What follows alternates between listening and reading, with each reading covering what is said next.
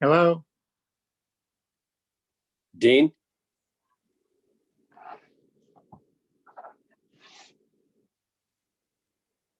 Dean, can you hear me?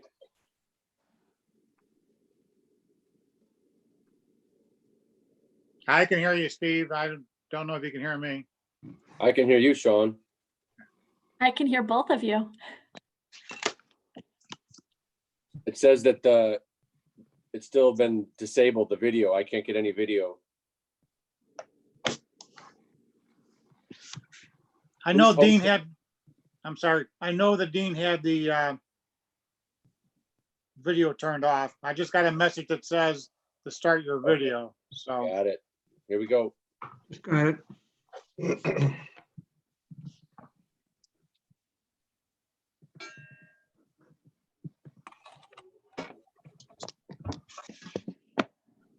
Hi, Karen.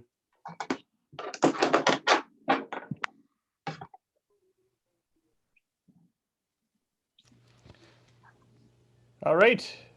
Are we waiting for Kari Haig? Kari is on with us. Kari, are you there? Sorry, I was muted. I am. Great. I think Karen's muted too. Okay. All right. Well, we'll get this meeting started. We'll call the meeting to order. Can we have a roll call? Yes.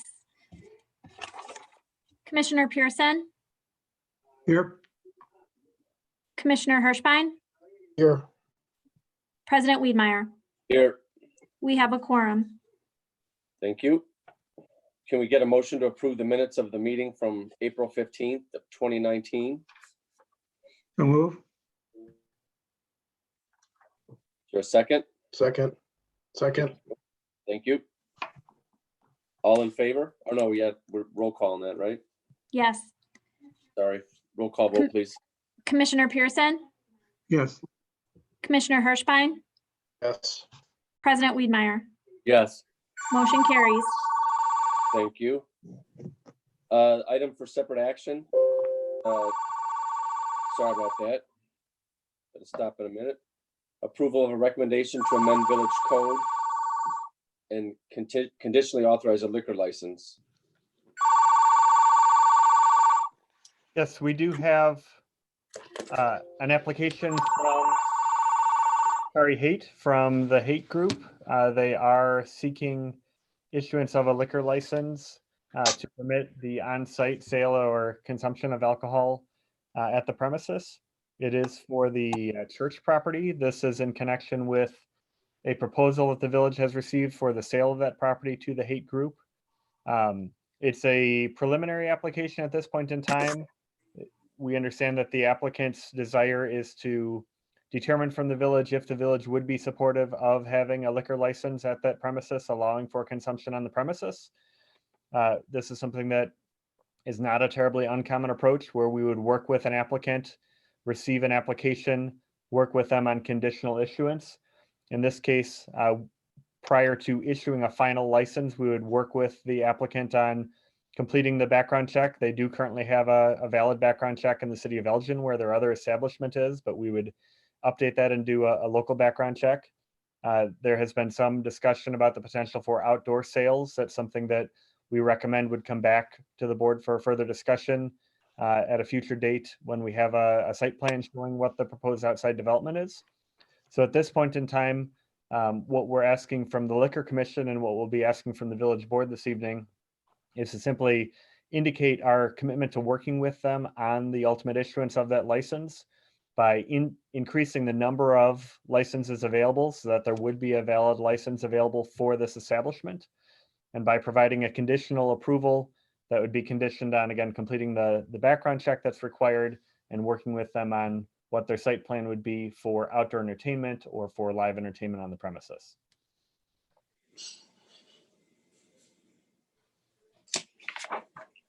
Okay. I move to recommend approval of the ordinance relating to liquor licenses.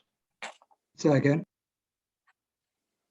Any other I move questions? to recommend approval of the ordinance relating to liquor licenses.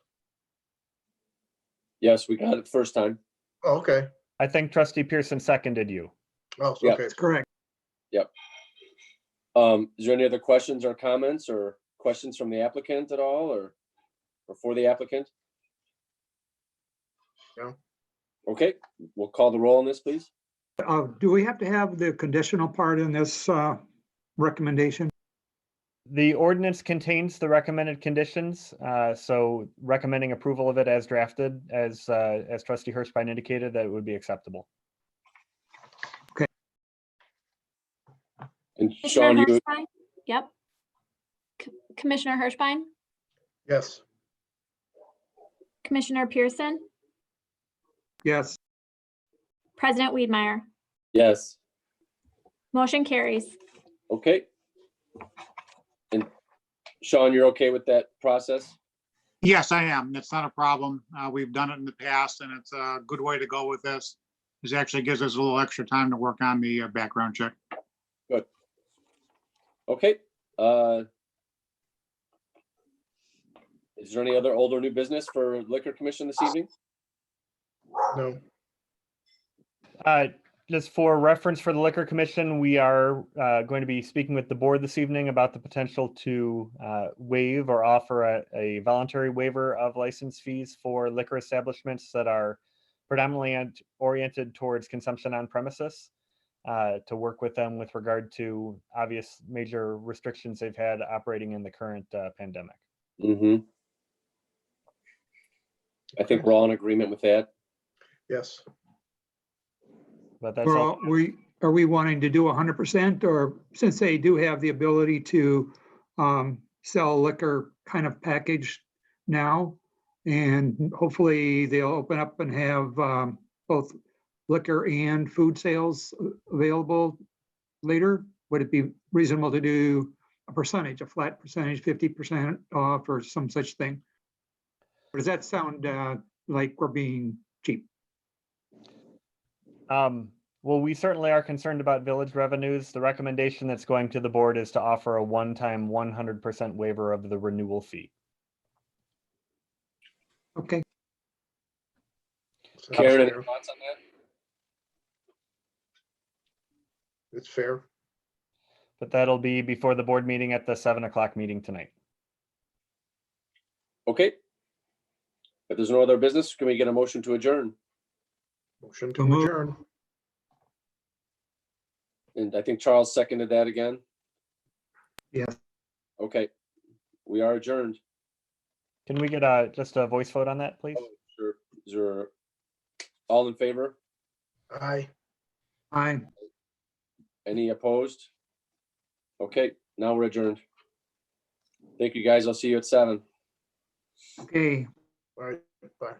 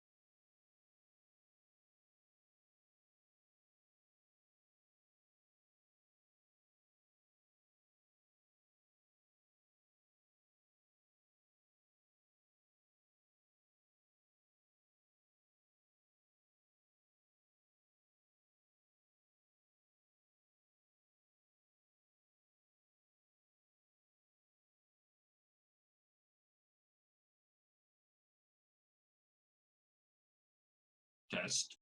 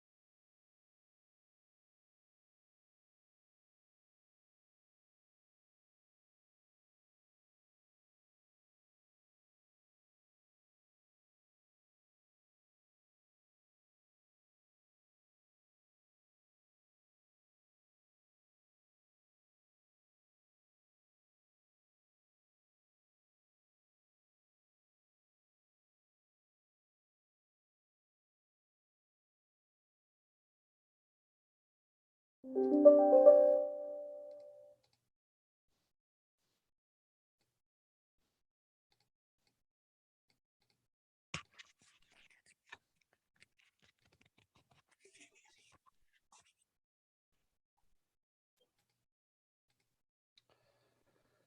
evening. Welcome to our Planning Commission meeting for May 18th.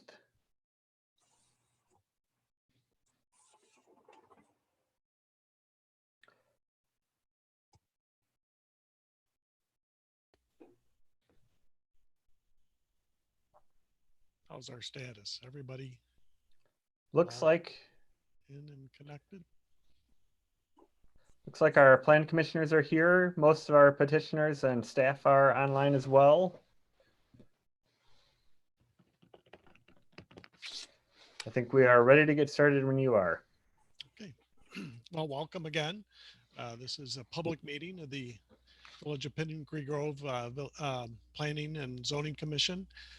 We have several matters to discuss here this evening. But before that, we'll call the meeting to order and ask that the flag of the United States be made available, and we'll pledge allegiance to it. I pledge allegiance to the flag Have you of United the States United States of of America, America and to the republic Republic for which it stands, one nation, under God, indivisible, with liberty and and justice justice for all. for all.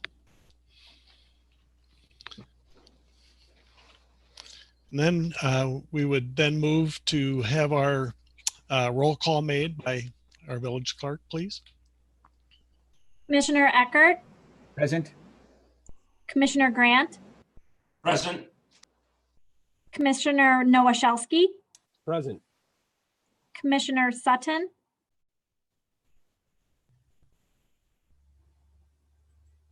Commissioner Sutton, you're muted, I believe. Here. Thank you. Commissioner Schlesman,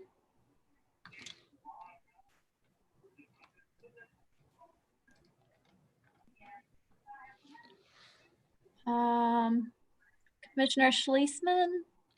Oh, there. I see Present. you. Okay, thank you. Okay. Interim Chairman Book, Yes, here. we have a quorum. Okay, thank you. The next item will be the approval of minutes from our last meeting on April 20th.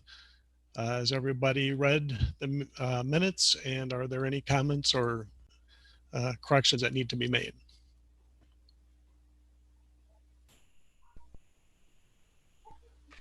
Okay, then let's have a motion to accept the meeting minutes from that I'll make date. the motion. A second, Second. please. I second. Okay, thank you. And could we have a roll call then on the approval, please? Commissioner Grant, Yes. Commissioner Nowashewski, Yes. Commissioner Eckert, Yes. Commissioner Sutton, Yes. Commissioner Schlesman, Yes. Interim Chairman Book. Yes, Motion carries. thank you. So this will be the public hearing portion of our meeting. This is in regard to plans for a swimming pool at 1157 Clearwater Drive. I think I saw that a petitioner is waiting in the. Yep, I'm here. Okay, and so Dean, would you like to move us into the public comment part of this, please? Sure, Mr. Chair, if you would open the public hearing for us. Right, I officially open the public hearing at 6:03 p.m. Thank you. As you noted, we do have the petitioner, Pete Bussey, Village of Pingree Grove resident at 1157 Clearwater Drive. I am going to bring up an aerial of the property so you can see the issue that we're working through here. This is an aerial of the property at issue. As you can see, the backyard, it backs up to a pond in the village. In their backyard at present, they have a improved hard surface patio. The challenge that we have is where their building setback line is positioned on the property. it would preclude them from installing a swimming pool. You can see they have a temporary pool here from a couple of years ago when this aerial was taken. They're seeking to install a permanent swimming pool. And I will go to the plan and show you. So the dotted line that crosses the property here is the building setback line. In this case, it's a 25-foot rear yard building setback line, meaning that nothing can be constructed within 25 feet of the rear property line. There's also a 15-foot public and private utility easement along the rear of the property. What the petitioners are seeking to do is install a swimming pool in their rear yard in an area that would otherwise be permitted, except that it would extend over the building setback line. It would not cover the utility easements. It would not interfere with drainage. The only challenge is it would not meet the applicable building setback line. This has been reviewed by staff and has a positive recommendation.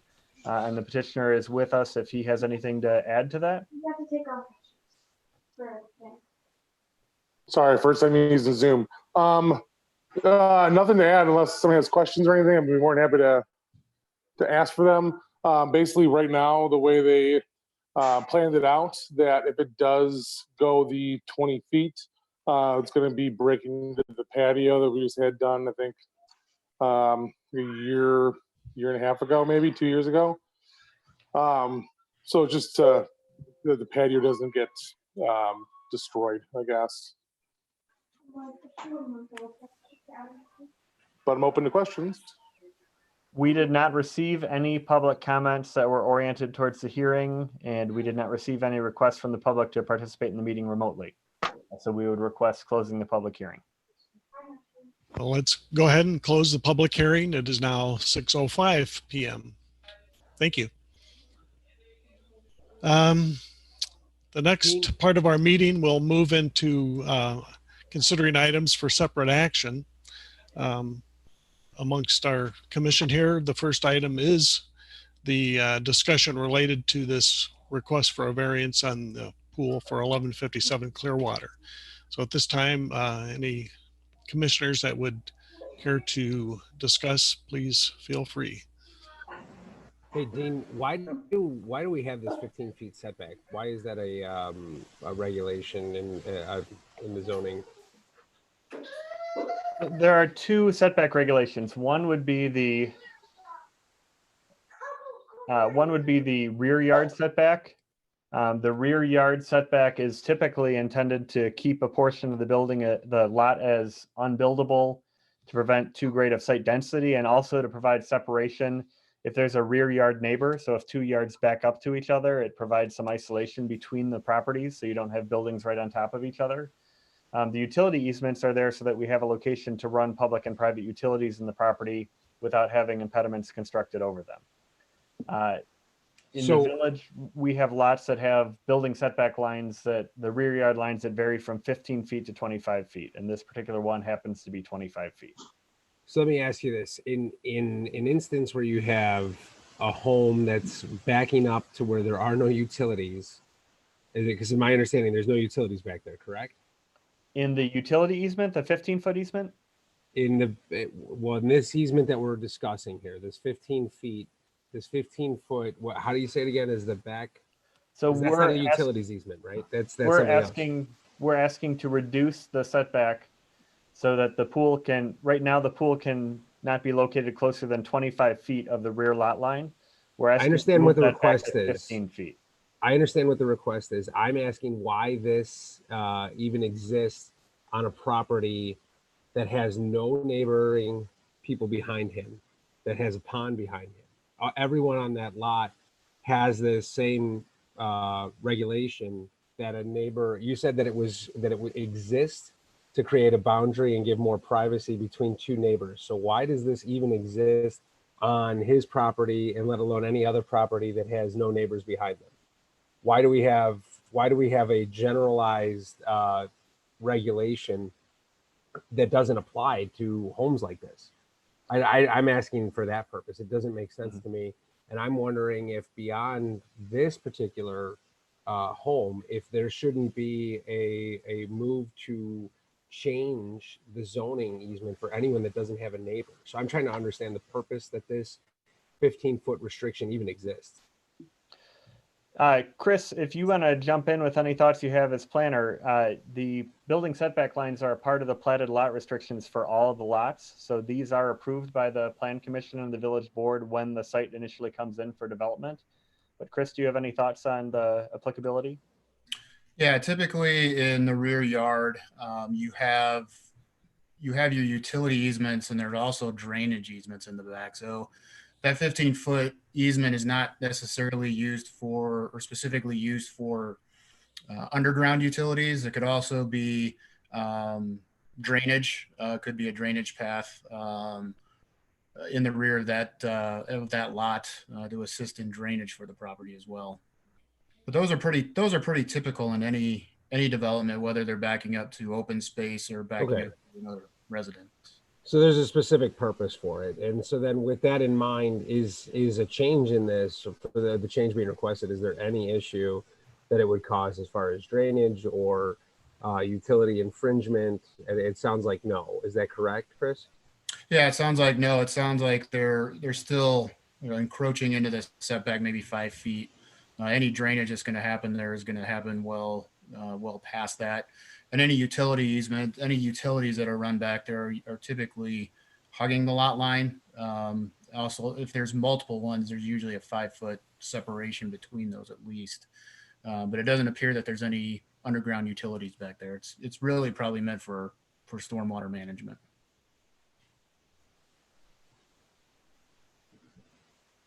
So we do recommend approval of the requested variance. Does anybody have any other issues with it before we make a motion?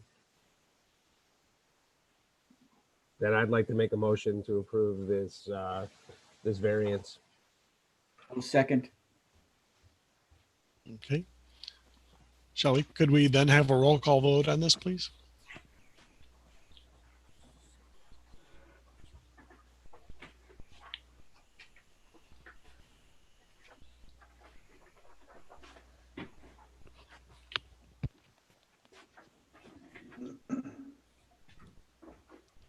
Shelley?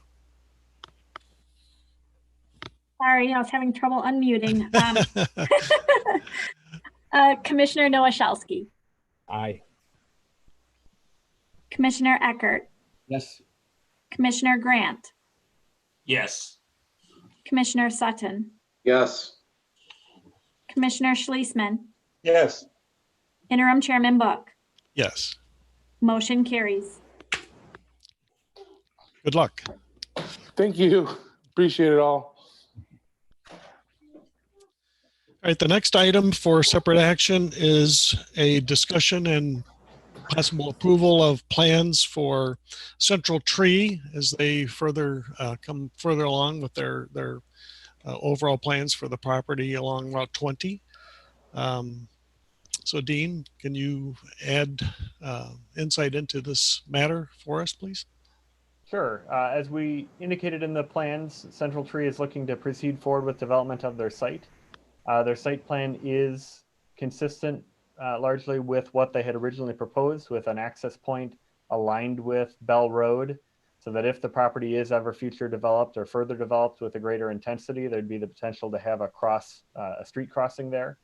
At this point in time, they are only seeking to proceed forward with the one roughly 8,000 square foot building and their outdoor mulch manufacturing facility. They have proposed some very extensive landscaping plans and some nice landscaping details along the Route 20 frontage. This is a unique site in that they are trying to coordinate some stormwater issues with the Forest Preserve. It's the Forest Preserve's request. The Forest Preserve has adjacent property. The Forest Preserve would like to see the stormwater be coordinated to try and preserve some of the stormwater flow instead of detaining all of it. So we are working with those parties on that narrow engineering issue. But I would invite Chris to share any comments that he has on the plans. Thanks, Dean. I think the biggest thing when this originally came through was, at least from a planning aspect, was the screening from Route 20. We tried to mimic kind of what was approved across the road at the Bell Road development. They did come in with a landscape plan. Our landscape architect did review it. There are some comments, nothing that's too, nothing that really can't be overcome with some changes to the landscape plan. I think another one of the biggest issues is any type of outdoor storage. They do need to be screened from Route 20, and the piles cannot be greater than 20 feet in height. And if they do, they have to go back for a special use. So it'll just be kind of up to the village to maintain, inspections on this property to make sure that they're adhering to those height restrictions. In terms of parking, they meet the parking requirements based on what was outlined in the agreement.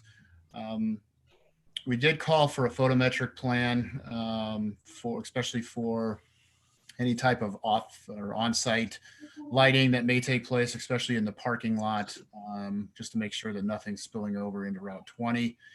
And then in terms of the architectural design, we'll go ahead and review that once they submit for a building permit, just so that they are maintaining what was agreed upon in the agreement. So other than that, everything looks good, at least from the planning end.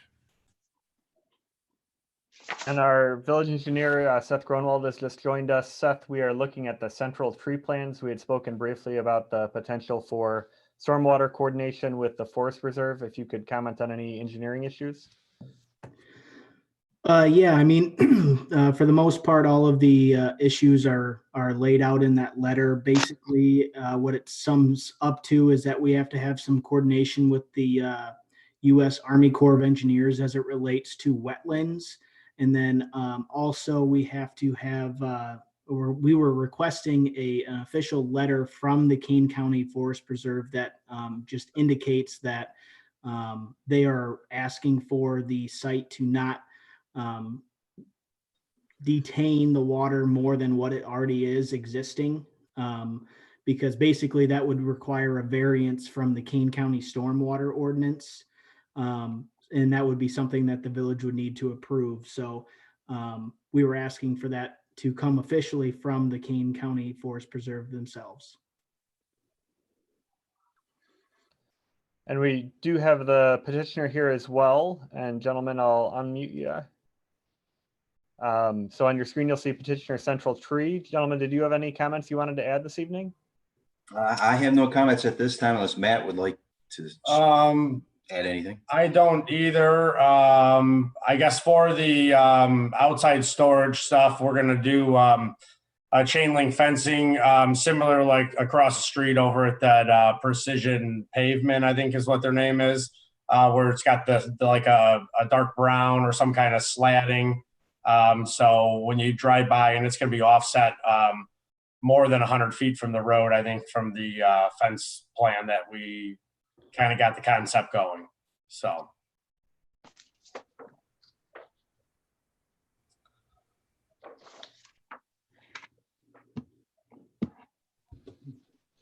So I think at this point, we're open to any questions the commission may have. Is there a public comment for, do we do a public comment for this, or was there any submissions for that? When the property was originally annexed and entitled and zoned, there were public hearings. The site plan for this is consistent with the site plan that was previously approved. The development agreement for the site indicated that there would not be further public hearings at the time of plan approval. Okay. Is the state DOT requirement for access approved? Yes. Not as of now, or I don't know. I guess I'll leave it to everybody else. Yes. Sorry. Sorry. Yes, it will be a requirement, but I don't believe that the approval's been granted yet. Okay.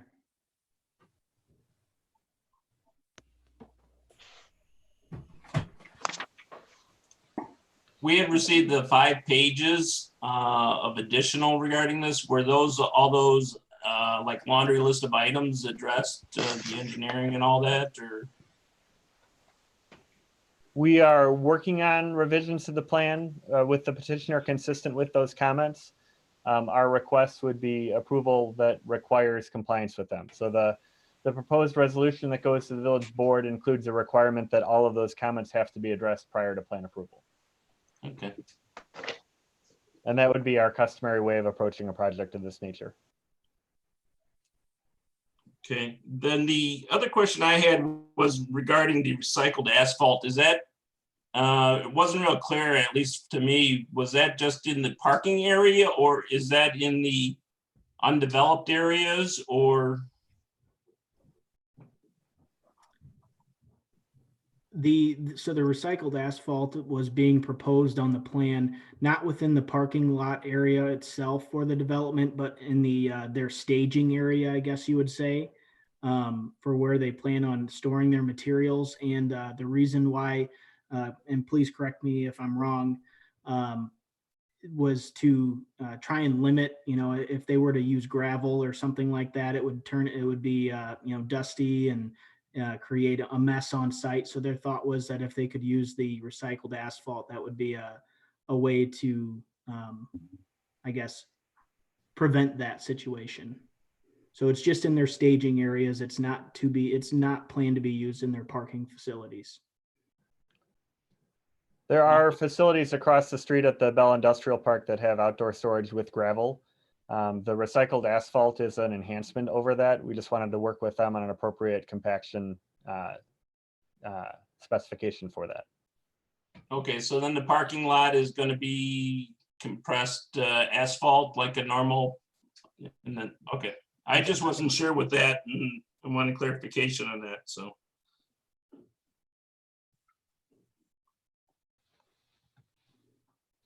And we are again requesting that the Plan Commission recommend approval of the plans, and these also will go to the village board this evening. All right, any further discussion? All right, we're looking for a motion for approval of the plans for Central Tree. I'll make the motion, but if Dean, you could, with regards to the list of items, exactly how you want that worded. The resolution that's drafted to go to the village board includes a requirement that the comments of the village engineer and planner be complied with, and a requirement for a specification for the recycled asphalt surface. So we would just ask for a recommendation to the board to approve their resolution as drafted. I'll make the motion to make the resolution as drafted. I'll second. Any further discussion then? All right, then let's go move forward with the roll call vote on this, please. Commissioner Grant, Yes. Commissioner Eckert, Yes. Commissioner Nowashowski, Yes. Commissioner Sutton, Yes. Commissioner Schlesman, Yes. Interim Chairman Book. Yes. Motion carries. Okay, item 6C has to do with a building that's being planned for the Cambridge Lakes Charter School. Looks like it's a hope for to have a gymnasium on their school property. So let's move forward into discussion of this item. And Dean. Thank you, Mr. Chair. I'm going to share the screen again so we can talk a little bit about the history of the site.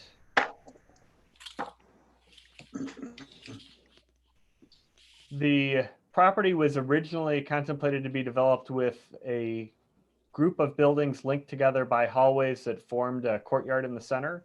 The 3, 4, and 1, 2 buildings were among the first buildings built on site. Buildings have continued around part of the core here. The administration building has not been constructed. At one point in time, at the original plans, I should say, there was a proposal to build a gathering hall or auditorium, which was proposed to be 1,000-seat or more auditorium on site. You can see in this original plan, it has the original parking area. In the interim, since this plan was approved, the area to the right of the original parking area has been turned into additional parking lot area on site. The charter school has struggled with the absence of a gymnasium for quite a long time here. It's an impediment for their activities. They have borrowed gymnasium space at the community center across the street. What they are currently proposing to do is build a little more than 10,000 square foot building. So you can see it's a fraction of the size of the originally proposed gathering hall on site, on that same location where the gathering hall was proposed to be. This proposal would be essentially the limit of development that's approved at the site at the moment. They are still showing a future administrative center. They are still showing the potential for further expansion of their on-site buildings. This view we have on the screen also shows existing conditions with the expanded parking lot on site.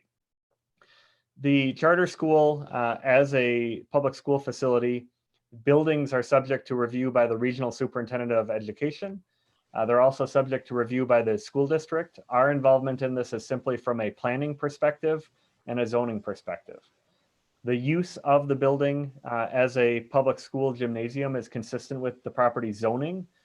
As we've looked at this, the remaining question that we wanted to work through was ensuring that the civil engineering was appropriate for the site. So I'm going to ask Seth to address that in just a moment here, but the fundamental question we are trying to address is confirming that there's adequate detention for the site, adequate stormwater detention. And if you look at this plan, you can see the footprint of the areas that they were planning on building and the footprint of the areas that they have built, and also the expanded footprint of the parking lot here. So what we asked our engineers to do were compare the impervious surface area of what was originally proposed, the hard surface, roofs and parking lots and sidewalks of the original plan as compared to this plan, to try and make a determination about whether adequate detention is available. And Seth, if you want to pick up there and provide some comment on this. Yeah, so as Dean was mentioning, there was, obviously at first there was discussion with the developer's engineer just to verify how much impervious area was allowed for within the existing Cambridge Lakes Basin. So what we did was we asked them to provide a square footage calculation for what was originally approved versus what is being proposed right now in the 10,000 square feet of gymnasium area. So basically what they were able to show us is that what was proposed is still exceeds what would the amount of impervious area that would exist after this gymnasium was constructed. So therefore, even though we lack having a true drainage report that backs this up, we're going based on the understanding that all of the total impervious area that was originally intended is covered within the existing Cambridge Lake Basin, and therefore, since they're still underneath this threshold, they are okay from a stormwater standpoint. Really, outside of that, there were limited site improvements. It's pretty much just a building addition. So therefore, more of the review will come from the building department more so than from the engineering side, but the stormwater was certainly a component that we needed to address. The calculations that Seth had assisted in the performance of determined that even if there was no detention provided for this site, the impact it would have on the adjacent pond would be about 0.04 of an inch of water depth, or a little bit less than the thickness of a dime. So it isn't something that we believe is going to have any kind of discernible impact on the detention systems. And it is substantially less than the amount of impervious surface area originally proposed.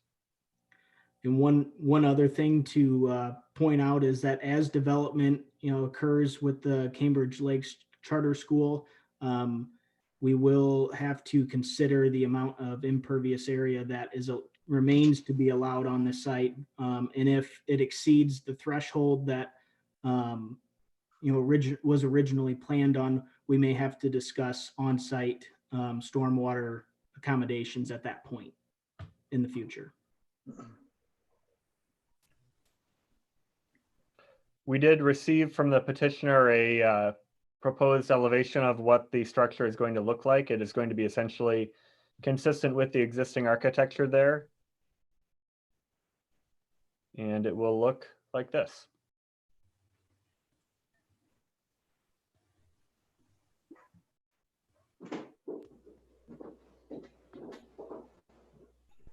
We do have the petitioner with us here tonight to answer any questions that the Plan Commission may have. Again, in this instance, we are recommending approval.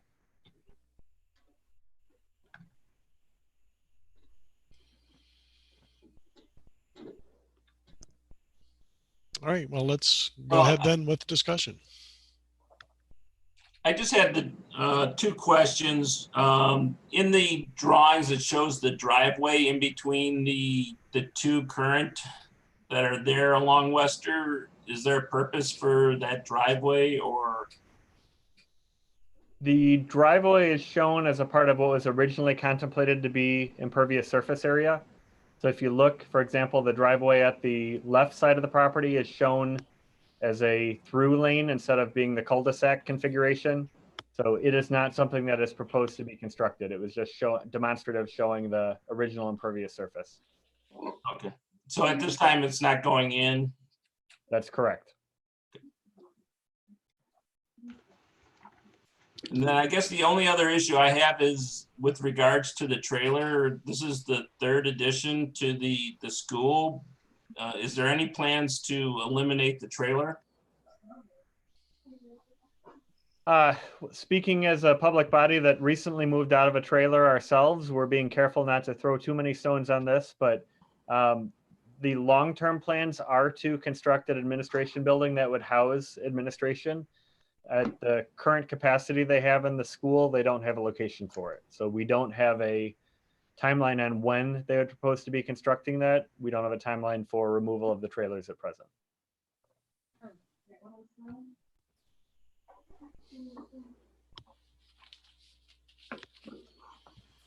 All right, is there any questions or further discussion? Okay, well, we're looking for a motion then to recommend approval of the. I move to recommend approval of the Cambridge Lakes Charter School plans. Second. All right, last chance for discussion. All right, let's proceed to the roll call vote on this then. Thank you. Commissioner Nowashowski, Yes. Commissioner Schlesman, Yes. Commissioner Sutton, Yes. Commissioner Eckert, Yes. Commissioner Grant, Yes. Interim Chairman Book. Yes. Motion carries. All right, item 6D has to do with something that we touched on a little bit with the first item, and that has to do with village regulations and so on regarding swimming pools and backyards of homes and so on. And so we're being asked to consider some changes on this. So Dean, if you would please expand on that, please. Yes. The past several months have been full of a lot of uncertainty for many of our residents regarding the availability of communal recreation facilities, the availability of pools, the likelihood that they will or will not be able to take vacations. And it's focused many of our residents on the kind of recreational activities they can have at home. As we have worked through a number of these issues, we're finding some recurring issues and themes in how our swimming pool regulations apply to our residents. From a technical perspective, our zoning code is enforced by the Village of Pingree Grove. So we're the regulatory agency that has the ability to enforce these requirements. The technical way to change our zoning code is to publish a public notice, wait 15 to 30 days, have a public hearing, evaluate the proposed changes at the Planning and Zoning Commission, and then take those changes to the village board for codification in an ordinance. In response to the literally dozens of calls that we've received from residents that are similarly situated and adversely affected by these regulations, we tried to evaluate from a practical perspective how to approach this. So we could have each of these residents file a petition for a variance, each one of them spend the several $100s on publication notice, go through a process similar to what we did earlier this evening, and consider individual variances. We certainly do recommend looking at the zoning ordinance regulations the challenge we have when we talk to a resident, the bussies that we spoke with earlier, they were planning their pool earlier.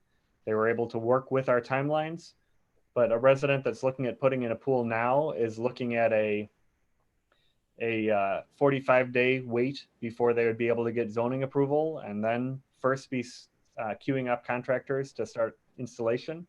So we're looking at whether it makes sense to recognize that we, as the party enforcing these ordinances, should implement some interim regulations with an eye towards changing our permanent regulations. As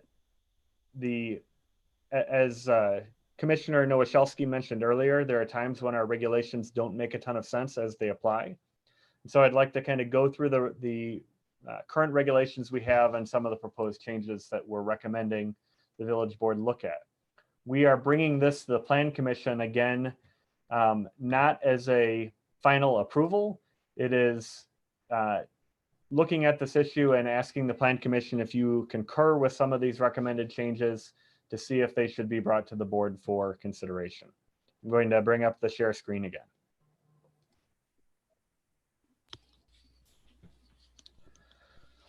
So under our building code, there is a requirement that any swimming pool or similar impediments be separated at least 5 feet horizontally from electric lines.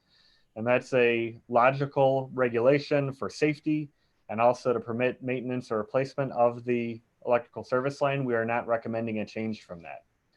But if you look at the PDF on page 76 of your agenda packet, ComEd's practice in many instances is to, from their perspective, run the shortest power line possible to save cost. And so in the case of our resident here on Catamaran Circle, the power line is run kitty corner across the yard up to the house. We do have an action item with the village board this evening to consider a regulation that would require ComEd to run the power line around the perimeter of the property. But for the hundreds of homes that we have already that are affected by this condition, it's too late for that regulation to take effect. So one of our swimming pool regulations indicates that a pool can only be located in basically the shadow of the building, the area that would be there if you extend the side building lines of the property straight back. So in our house on Catamaran, our example house, if we extend the property line straight back, it's these 2 blue lines. If you look at the remaining buildable area, it's bisected by the electrical service line. The building setback line is at the back. There is not a way of locating a swimming pool in this yard that doesn't conflict with either the building setback line or the electrical service line. In this case, it is a trapezoidally shaped lot. It's not a rectangular lot. We feel that the regulations were well-meaning when they were initially drafted to have the pool be located in the shadow of the building, so to speak. But as that is practically applied for many of our residents, it doesn't make a lot of sense as applied in most instances. Looking back at previous variations before the Planning and Zoning Commission over the past decade, the Planning and Zoning Commission has been greeted by several requested variances from this particular regulation and has granted each one of the variances that it has been requested to grant. Proceeding forward to the next page here, this is the issue that we just discussed a moment ago, building setback lines and rear lot lines. Separate from building setback lines, the zoning code indicates that an above ground pool cannot be located within 20 feet of a rear lot line. This is that same property on Catamaran. Again, if we look at where the building setback line is and where the rear lot line is, implementing that 20-foot restriction would preclude them from installing a pool. A 27-foot diameter pool is actually a little bit bigger than what's shown there, and it would extend across the 20-foot limit into the adjacent to the utility easements, but not over the utility easements. And there's a way of doing that to still maintain separation from the electrical utility service. So again, what we're recommending as a interim regulation would be permitting pools to be installed even beyond that setback line, provided that they don't impede drainage and provided that they do not go over the utility easements. Existing regulations indicate that above ground pools can't cover more than 1/3 of the rear yard area. We're recommending retaining that. Existing regulations have screening requirements. The Planning and Zoning Commission, when those were adopted, spent a great deal of time on those regulations, either screening at the pool or the perimeter of the yard. We don't recommend a change in those. We don't recommend a change in the screening height or location or size. For hot tubs that have a finished wood cladding and a locking cover that's capable of supporting 150 pounds, screening is not required. We're not recommending a change in that.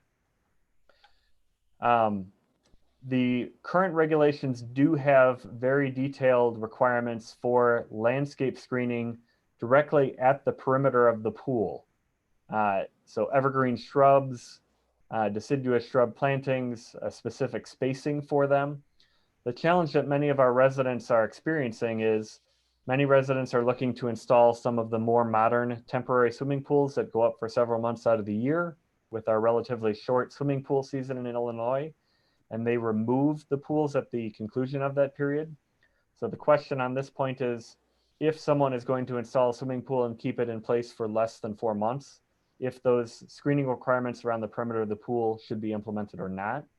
The recommendation here would be that they not. Our current code requires fencing at the perimeter of the yard or at the pool in a non-climbable format and secured with a self-closing, self-latching gate. For safety reasons, we do not recommend changes to that. Our current regulations limit pool height to not more than 48 inches above finished grade. The proposed regulations would extend that to up to 54 inches. And really the reason that comes into play very frequently is because of lots that are not level. So at the front of the pool, for example, it might be built into the slope and the height is less than 48 inches. And at the rear of the pool, to keep the pool level, the height is slightly over 54 inches, or I'm sorry, slightly over 48 inches. We are recommending evaluating the potential to have a higher height limit for pools. Finally, one of the issues we're receiving the most feedback on, our current regulations indicate that you can have a temporary pool not larger than 8 feet in diameter and not deeper than 16 inches. And you can keep that temporary pool in place for 2 days out of 7. So you can put it out, fill it with water, have it in place for 2 days, and then it has to be taken down for the rest of the week. There are some factors to balance here. The larger pools can become aesthetically unpleasing, but on the other hand, they are convenient for residents. They're proliferating throughout the village. They're very popular in many communities. Filling a swimming pool with water and then dumping it out after 2 days may not be the most environmentally sensitive approach. The proposed recommendation here would be to expand that up to 24 inches in depth and up to 16 feet in diameter without requiring a village swimming pool permit. And those pools could be kept in place for up to 2 weeks at a time. We do periodically get complaints from residents regarding these temporary pools that are not kept in good stead. So we do recommend some sort of outside time limit on how long they're kept in place. Finally, our village code is silent as to whether a permit is required every time a pool is installed or not. So in the case of many swimming pools in the village, if residents are installing a temporary pool and then removing it with the intention that they reinstall it the following year, if they're installing it in the same format, same location, same electrical connection, the fencing is in place, the screening hasn't changed, we really don't have a reason from a village perspective to become involved with the building permit. If they're going to make changes to it, then a permit would be required. But if it is simply removal and reinstallation of the same pool in the same spot, that's an area where we feel like we can streamline the process for residents and not require a permit for that. So again, we are going to be talking with the village board about this later this evening. The question is whether we should try and be flexible and accommodate resident interests, or if we should continue strictly enforcing these zoning provisions as they're drafted. All right, that was a good explanation. Any comments from commissioners? Yeah, we desperately need to be flexible on this, and I think that this is a great way to start.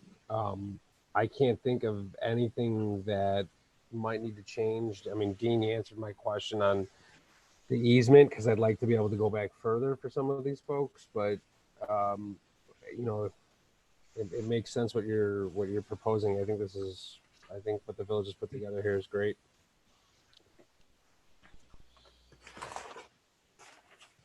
Well, I agree we need to be flexible, but one of the things that's being addressed in here or not being addressed is people are putting in these 20 by 40 or 20 by 30 patios. And then a year and a half later, they're coming back and saying, well, there's a hardship. And I don't look at it as a hardship when they created the hardship. It's a load of crap. I'm sorry, but it is. That's junk. Listen, I put my patio in 5 years ago. If I decide that I want to get a pool 2 years from now, it is a hardship. It is not something I created. My situation has changed. It's not a hardship. Don't put that on the residents. Don't do it. Still a hardship. It's a bunch of crap. It's a bunch. That's nonsense. It is nonsense. I want that on public record that it's nonsense. It's nonsense. The village, someone comes into the village, moves in here, patio's pre-existing, and they decide they want to put a pool in. They didn't create that hardship. They just moved in here. I agree. I 100% agree with that, Joe. If they move in easier for people, and the patio's already there, then it's not their created hardship. Grant, this is easier for people to put a pool in. It takes an undue burden off the village of having these meetings that we're paying us to have these discussions, and we're always approving them. So let's get it approved and the changes made so that less people have to come and make these changes. And you're going to see an uptick since the state of Illinois won't allow the pools to be open this summer. You're going to see an uptick in this. We shouldn't have to meet every other week to approve a resident's pool, and we shouldn't have to charge them a public fee to make an announcement. It's just that simple. It is a hardship that this state is creating a hardship on the residents because they can't go to a public pool. This is absolutely nuts. And saying that about a resident who changes their mind or decides, hey, I'm in a financial situation where I can finally get a pool, they didn't create a hardship. Their situation has changed. They didn't create a hardship. I disagree with you, Joe. Great. That's on public record too. I move to approve the recommendation of the interim swimming pool recommendations here. Second. Any further discussion or comments then? All I'm asking for is that I understand that there's a hardship, but we could go a little bit further than what is being put before us here. And maybe instead of it just being a 1/3, the pool being 1/3 of the backyard, maybe the pool and the massive patios that people are putting in be included in that. Yeah. Now, Dean, a question for you, Dean. This is going to be revisited at some future time as changes might be made more permanent into the regulations. Is that correct? Yes, our intention would be to queue this up at whenever our next Planning and Zoning Commission meeting would be to look at permanent regulations changing the village code. But that said, the purpose of this is so we can work with the immediacy. Yes, the immediate list of residents we have that are trying to seek relief from these regulations to install a pool now. And once those pools are installed, those pools are not going to be taken out to comply with future regulations. Thank you. Any further discussion then? All right. Shelley, then could we have a roll call, please, on this matter? Yes. Commissioner Nowashowski, Yes. Commissioner Eckert, Yes. Commissioner Schlesman, Yes. Commissioner Grant, No. Commissioner Sutton, Yes. Interim Chairman Book. Yes. Motion carries. All right, thank you. At this point in time, we'd ask if there's any old business to be discussed. This might be old business. Dean, are there any updates on the various little developments that were to take place but now haven't? The gas station and the I always forget, Pioneer something or other up on 47 and even something on 72 and Ryan King. Any updates on any of that? Yes, with regard to the proposed grocery store at Ryan King and 72, the property owner ended up implementing different conditions on the sale of the property that were not acceptable to the grocery store owner. There aren't any further developments with that property owner at this point in time. And with current market conditions, we're not anticipating a major change there in the near future. Pioneer Landings, we spoke with that property owner, I want to say 3 weeks ago now. They are continuing to aggressively market it. They do feel that there is a need for additional commercial vacancies, and they are working to put together a plan to finance building some spec commercial on that site. We don't have a confirmed timeline, but they are working on it.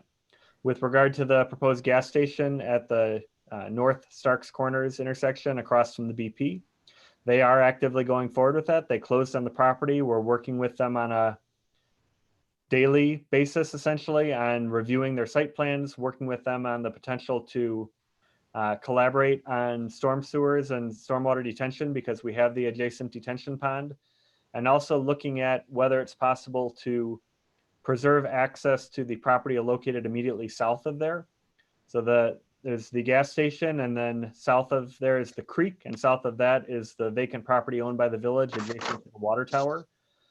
In the long term, that might be something that the Plan Commission and Village Board feel would be appropriate for some light commercial development or neighborhood convenience type uses. It's in a location that could be walkable for residents, and having access to it, shared access off of 47, could make that a viable development site. So at this point, we're not planning on that development. We're just trying to make sure that if it happened at a future date, that it would have potential access. But we're working actively on that site on like I say, a daily basis. Okay, thanks. Any further discussion of old business or new business? Then I'd ask for a motion to adjourn the meeting for this evening. I motion to adjourn. Thank you. Second. All in favor, say aye, please. Aye. Any opposed? The meeting is adjourned then. Thank you. Thank you. Thank you. Thank you. Thank you.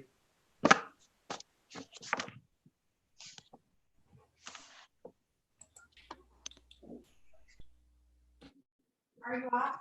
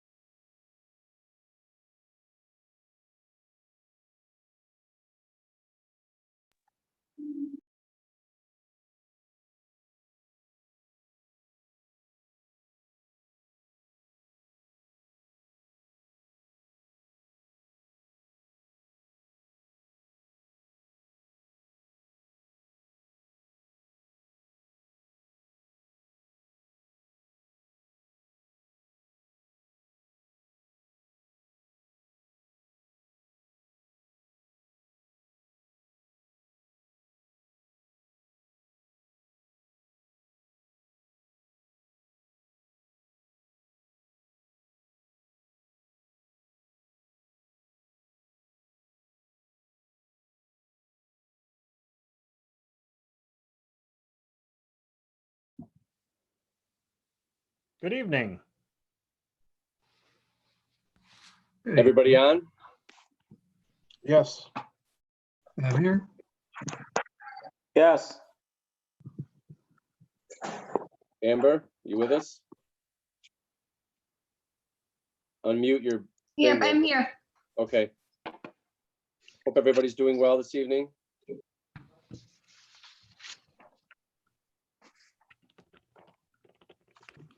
Overwhelmingly so. We're all set. We'll start off with call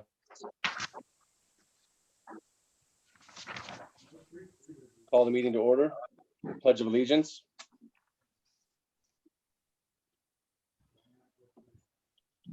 Pledge of Allegiance. Flag of the United States of America. And to the The republic Republic. for which it It stands, stands one nation, under God, indivisible, Invisible. with liberty and justice for all. Just for all.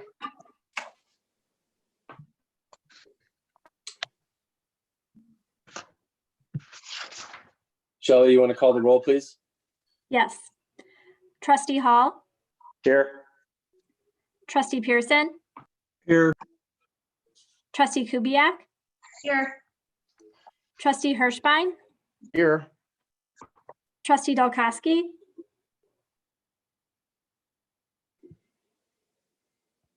Trustee Dalkowski, Trish, you there? so I see her. I'm going to mark her present, but I Can you think she wave to may us? be Can having, you hear us? yeah. I'm not sure what's happening there, but I'm gonna mark her present at this time and we'll see if maybe, Dean, if you could try and get a message to her. Trustee Lemus? You're muted, trustee. Here. Thank you. President Wiedmeyer, I'm here. Thank you. we have a quorum. And I think Trustee Dalkowski has audio now. I have audio. Thank you. Awesome, thank you. Welcome back, Trish. Fine. Thank you. Again, I hope everybody's doing well. Your families are all safe and sound, and we're all enjoying our time away. Right? Yep. We are going to go ahead and open the public hearing. It's basically to seek public comment on the proposed new water treatment plant and the tower project. We have not received any public comment. We offered a variety of mechanisms for participation, including mail, dropping off hard copies, telephone, voicemail. or participating live in the meeting. We did not have anyone take us up on that, but I would like to ask Village Engineer Seth Gronwald to provide a little bit of background on this project and what our current status is. All right. So bear with me, everybody. I have to read a little bit of a script to you as part of the formality for this public hearing. So I'm just basically going to read this from the preliminary environmental impacts determination that was provided by the Illinois EPA. Section 662.330 of the Illinois Procedures for Issuing Loans from the Public Water Supply Loan Program requires that the Illinois Environmental Protection Agency conduct an assessment of the environmental impacts of proposed public water supply projects to be funded with loans. This review is carried out in conjunction with the agency's review of the applicant's project plan. Prior to final approval of the project plan, the public's comments are sought regarding environmental impacts of the proposed project. Unless new information obtained through the public comment process causes reconsideration, the agency will approve the project plan at the close of the public comment period, which is 10 days after this public hearing. I'll just do a quick little synopsis, read the project description. The Village of Pingree Grove is proposing to construct a new 1,100 gallon per minute treatment plant, a new 1,100 gallon per minute well, to serve the water treatment plant, as well as a 500,000 gallon elevated storage tank. The new plant will include 2 high service pumps, 3 ion exchange softening units, disinfection, fluoridation, and corrosion control systems. The estimated costs for the project in total are $11,595,600. Currently, the EPA loan program interest rate is 2%. However, it should be noted that within this PEID document, it states that using current data, Pingree Grove is eligible to receive a 1% hardship interest rate based on current village unemployment rates, 60% principal forgiveness of the initial loan, and an extended loan repayment period of 30 years.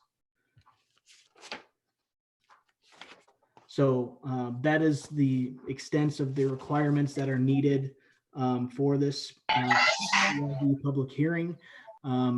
Unless there is somebody who is present as part of the meeting that is looking to provide comments, basically what we'll do is the comment period will extend an additional 10 days beyond the meeting here for any other comments to be received. Once we've met that 10-day threshold, we'll basically send in a confirmation that there was of any comments received. If none, we'll let them know that, and then they should issue a full project plan approval, allowing for loan money to be provided to the village for these drinking water improvements. So if I can jump in on that, Seth, the EPA revolving loan fund is a somewhat competitive application. A lot of communities do wish to use it because of the advantageous interest rates, but it is great to note that our PEID approval included essentially a 50% discount on the interest rate to 1%, and also the potential for partial principal forgiveness. So what that means is the state would potentially write off part of our loan. We are looking at other grant programs, and the village has a special board meeting scheduled for next Tuesday to talk about some of those grant programs that we're applying for in the very short order. But even absent from grants, if we proceed forward with this project under the current terms, it's some great financial news for our utility funds. One thing I wanted to note, in addition to what Dean just mentioned, was whereas they do mention the 1% interest rate, the principal forgiveness, and the 30-year amortization, that is based on current statistics as far as unemployment rates. So obviously, depending on when that loan application is filed, depending on what the unemployment status is in Pingree Grove, that may change that. If this document is simply stating right now, Pingree Grove does have those options available to them. Awesome. And I believe, don't hold me to it, but I believe that 60% 60% principal forgiveness is up to $800,000. So it is 60% principal forgiveness on a project up to $800,000. So basically, $800,000, as Dean stated, would be completely written off if you were able to obtain that principal forgiveness amount.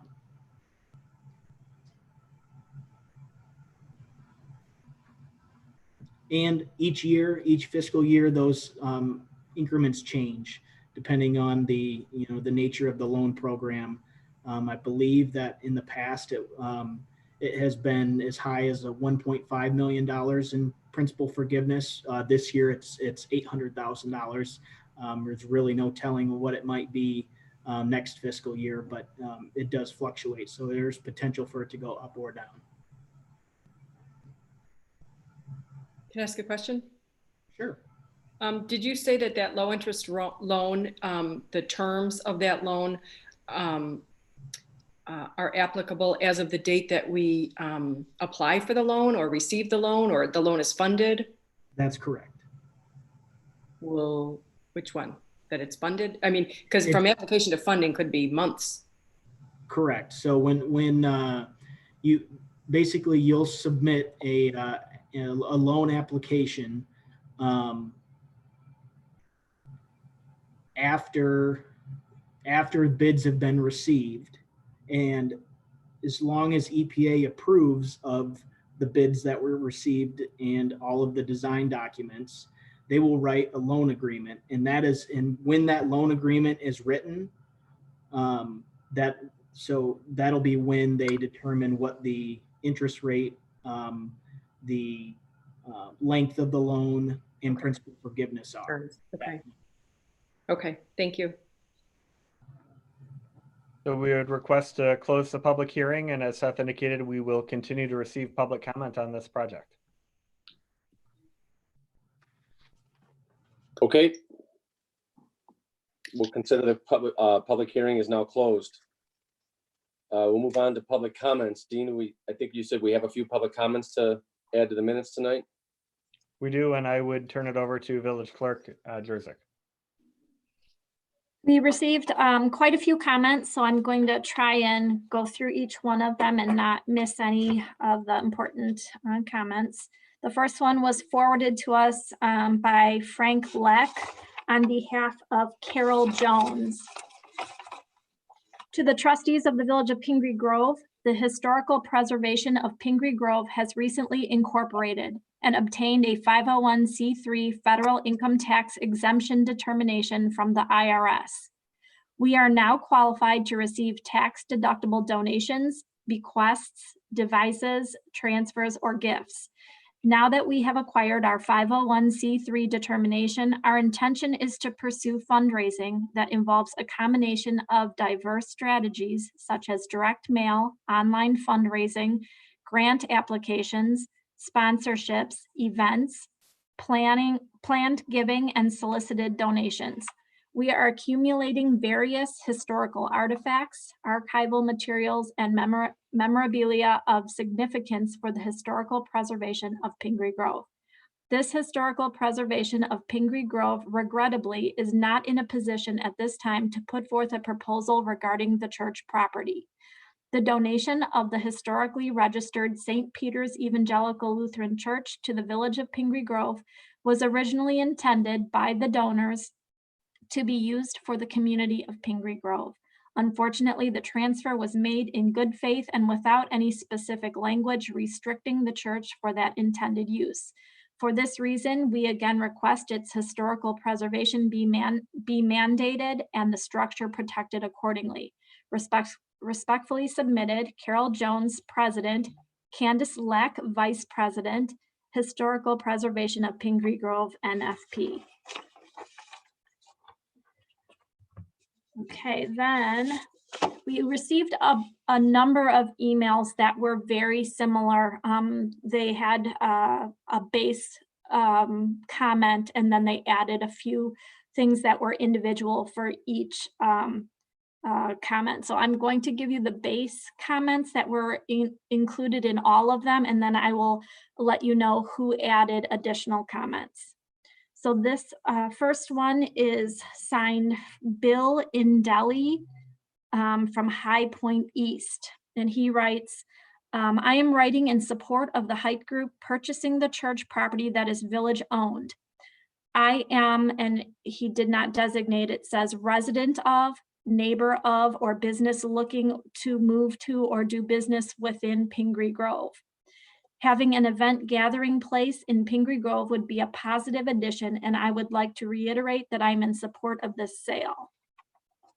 The next comment that we received was from Tracy Kozaraki.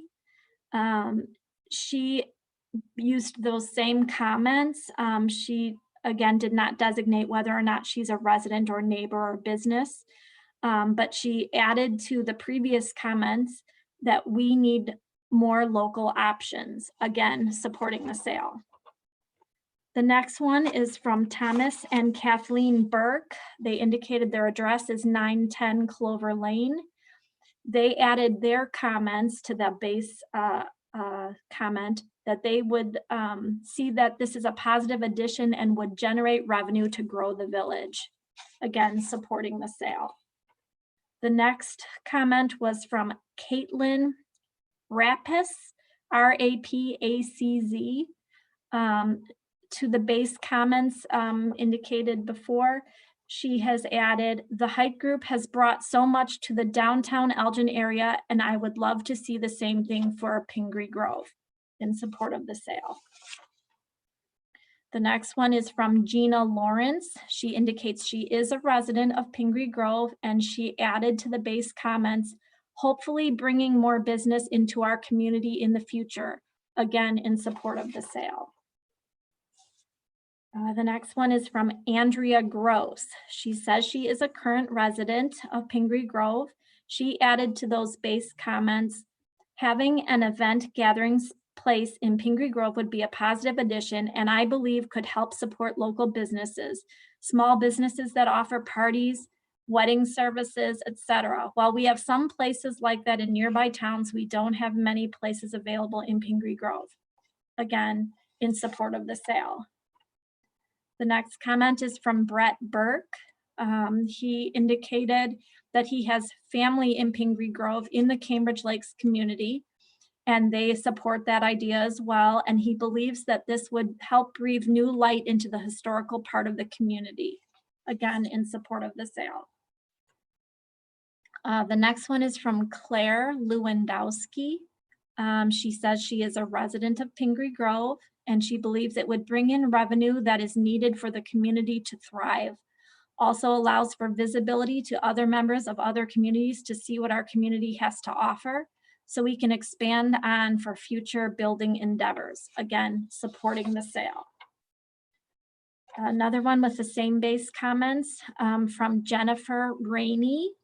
Rainey says she is a resident of Pingree Grove.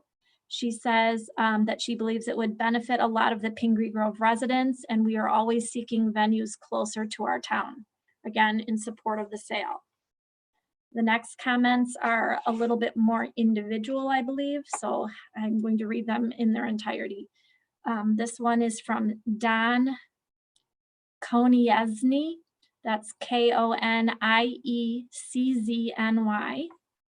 To Dean Frieders and the Village Board, I am sending this email in regards to the Height Group as a potential purchaser of the old church located on Ranking Road. Living in the Chesapeake neighborhood of Cambridge, we would welcome a coffee shop that would offer the opportunity of having small gatherings, such as small parties or weddings. I think it would complement with what the owners of the Milk House have already achieved. My thoughts are that it is a landmark in the community, and the longer that it stays vacant and inactive, the more it will deteriorate. The sale will not only add additional tax revenue to Pingree, but reduce costs to the village for maintenance and upkeep at the same time. I would be in favor of this sale. Thank you. Okay, this next one is from Tricia Nowashelsky. To the village president and trustees of the village board, I am writing in support of the Height Group purchasing the church property that is village owned. I am a resident of Pingree Grove and have lived here since 2009. I believe that having an event gathering facility in Pingree Grove would be a positive addition to our community. It would bring back a purpose and use to a historic building that has sat empty for a few years and has no realistic plans for future use. By approving this, you are going to turn a financial burden on the village into a source of tax revenue. Having the Hite Group own and operate an event facility in the church building will benefit the historic downtown by ensuring that the building is properly cared for and maintained. It will also drive increased visits by non-residents into our community and into other businesses like the Milk House located across the street. I encourage you to do whatever is necessary to make this sale happen. To reiterate, I am in support of this sale. Sincerely, Tricia Nowoshelski. The next one is from Jessica Billings. Regarding the sale of property for business expansion in Pingree Grove, the church property located at 14N205 Ranking Road. If this property is purchased, it will be the first time in its 130-year history that property taxes are collected. This will route additional funds directly to D300. As a D300 teacher for the last 20 years, I have seen many businesses located in our district pay no property taxes due to TIFs and other incentive programs.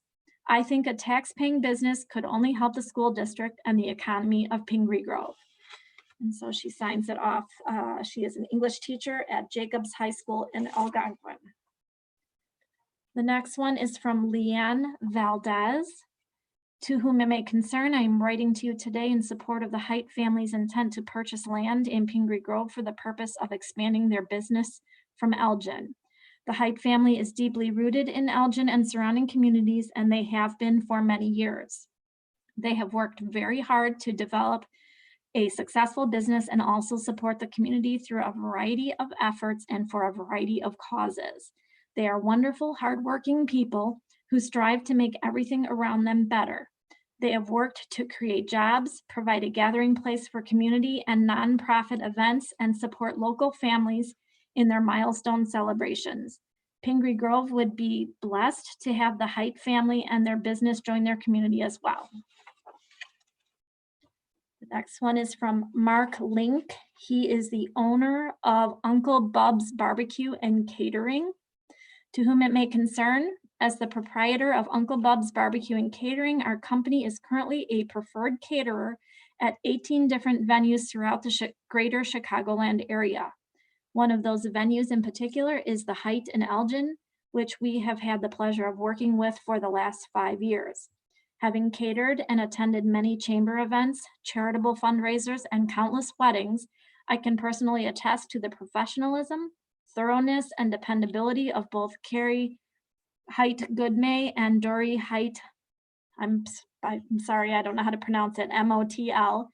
In my opinion, any town would benefit to have their business presence in any community. Please feel free to contact me if needed, as I would be happy to elaborate further. The final comment is from Catherine Crespo. Catherine Crespo is in support of the purchase of the church to become a business in Pingree Grove. I feel this would be an asset to the community. Please feel free to contact me with any questions. And she signs off, Mrs. Kathy Crespo, 3rd grade teacher at Gary D. Wright Elementary School. So that was all of our comments that we received.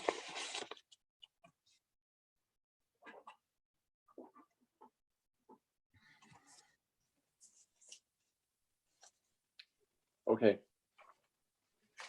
We'll move on to special presentation items. We are going to do a proclamation this evening honoring Public Service Recognition Week, which was May 3rd through May 9th. In honor of the millions of public employees at the federal, state, county, and city levels. Whereas Americans are served every single day by public servants at the federal, state, county, and city levels. These unsung heroes do the work that keeps our nation working. Whereas public employees take not only jobs, but oaths. Whereas many public servants, including military personnel, police officers, firefighters, border patrol officers, embassy employees, healthcare professionals, and others risk their lives each day and service to the people of the United States and around the world. Whereas public servants include police officers, firemen, local government employees, teachers, doctors, and scientists, train conductors and astronauts, nurses and safety inspectors, laborers, computer technicians, and social workers, and countless other occupations. Day in and day out, they provide the diverse services demanded by the American people of their government with efficiency and integrity. And whereas without these public servants at every level, continuity would be impossible in a democracy that regularly changes its leaders and elected officials. Therefore, I, the president of Village of Pingree Grove, do hereby announce and proclaim to all citizens and seal hereto that May 3rd through 9th, 2020 is hereby designated Public Service Recognition Week. All citizens are encouraged to recognize the accomplishments and contributions of government employees at all levels, federal, state, county, and city.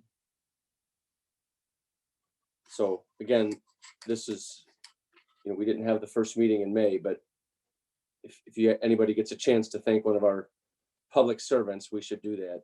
Everybody is working. It's just a difficult time. That we all know that we're trying to accomplish the same amount of work and business in, and it's everybody's, I think, just doing a wonderful job. Pat and his guys, Sean and his team, our staff, you know who you are. Dean, I mean, it all goes without saying that, we wouldn't be where we're at today without the employees of this village. So again, we thank you all for your continued employment here.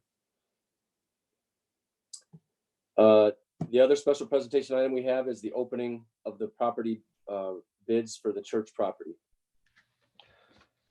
We did receive one sealed bid for the church property. It is marked as being from the Haight. It was submitted in accordance with the requirements for submittal in a timely fashion. And again, it's the only proposal that the village received. So I'm opening that.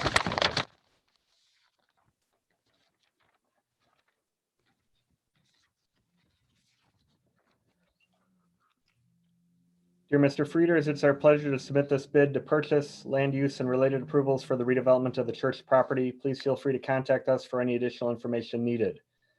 We propose a redevelopment project that will embrace the historic and architectural importance of the downtown while complementing it with new services. We propose utilizing the entire existing structure, maintaining the historical look, upgrading the interior, and adding an additional outdoor gathering space. The proposed use will assure the downtown remains the symbolic center of the community. With a dynamic downtown, the village is presented with an opportunity to strengthen its sense of place. Our redevelopment plan creates a place to gather, a place to celebrate, and a place that features Pingree Grove. We propose the former St. Peter's Lutheran Church will become an event space. The proposed project will become an anchor in downtown and will be known as the community's gathering place, the cultural, commercial, and civic heart of the village. The anticipated use of existing square footage is event space and a prep kitchen in the basement. The event space will host weddings, birthdays, local concerts, pop-up stores, community markets, social events, retirement parties, fundraisers, meetings, memorials, festivals, and anything else the community asks for. Our proposed project complies with building height, location, orientation, setbacks, massing, articulation and colors, parking and circulation, and the aesthetics of landscaping, open space, lighting, colors, windows, entrances, and signage. The project is scaled to harmonize with the surrounding neighborhood and enhance the downtown, will be an employment center, and will, for residents and visitors alike, transform an underutilized site into a vibrant and engaging center of commercial activity. Landscaping plan contains strategic trees and plantings to enhance this project. The project includes accent lighting at primary corners, lighting at the event space entries, and illuminated signage. Lighting will comply with village code and will respect neighborhood businesses and residents. High quality, durable, low maintenance exterior building materials are being considered. Colors and building textures are consistent with existing elements and are typical for the area and will comply with the protected preservation measures. No clear existing window and door patterns exist on the main floor of the project. Stained glass windows need significant repair and measures will be taken to protect the historically protected elements. All windows on the lower level are transparent and unobstructed. All need to be repaired or replaced. That would be the basement level of the structure. The front door will be replaced with a more period appropriate door. Signage is integrated with the project's architecture. Colors and low-level lighting coordinate with the building facade and enhance the character of the project. The Haight Company is a family-owned business that owns and operates an event space in Elgin, Illinois. The current space is a 120-year-old warehouse which required significant renovations to become operational. Since its opening in 2015, the Haight Company has invested over $1.5 million into its structure and has booked over 600 events, bringing over 100,000 people to the downtown of Elgin. We seek ownership of the property. We confirm we've reviewed the condition of the property and would be willing to assume all operational and maintenance costs for the property and building. Exterior modifications include an expansion to the existing raised deck, removal of religious indicators, basement windows repaired or replaced, stained glass windows repaired and protected, new white paint of exterior, new modest lighting installed, front doors replaced, front stairs repaired or replaced to meet code, and new handrail installed. The interior will be fully renovated to meet current code and usage needs. This includes ADA compliance of entrances, ramps, and restrooms. The property will be utilized as an expansion of a successful existing business. Significant growth opportunities for local businesses and new business development derive community benefit for the property. We are anticipating 7,000 plus event guests annually visiting Pingree Grove. It provides a missing private event space for nonprofit fundraisers and community events. These visitors will provide additional non-resident traffic to current and future businesses. The operation of the space will also generate sales, property, and food and beverage taxes. Additionally, this establishment creates an opportunity to employ 5 to 10 local residents. The proposed use is expected to generate private revenue, which will be used for reinvestment in the business, paying wages, and plans for future business expansion in Pingree Grove. Property tax, sales tax, prepared foods tax from local restaurants and caterers are all anticipated to be generated from the property. Year 1 sales and alcohol taxes are estimated to be $5,000. By year 4, sales and prepared food taxes are estimated to be $20,000. Property tax has never been collected on this property and will begin with new ownership. Additional revenues will be seen village-wide due to attendee spending and increased pedestrian exposure to Pingree Grove. We are seeking the following incentives: a reduced purchase price of $15,000, approval of a liquor license for both on-site and off-site events within Pingree Grove, village removal of or filling in of old septic tank, village removal of all religious items and fixtures left in the church, specifically the altar, pulpit, communion rails, baptismal fountain, crosses, and organ. Expedited permit approvals for interior construction and exterior improvements, waiving of permit fees for construction in 2020 and 2021. We propose an expedited timeline which will allow for construction to begin in 2020. Proposed construction is estimated to be a 6 to 8 month project, allowing for business to occur in 2021.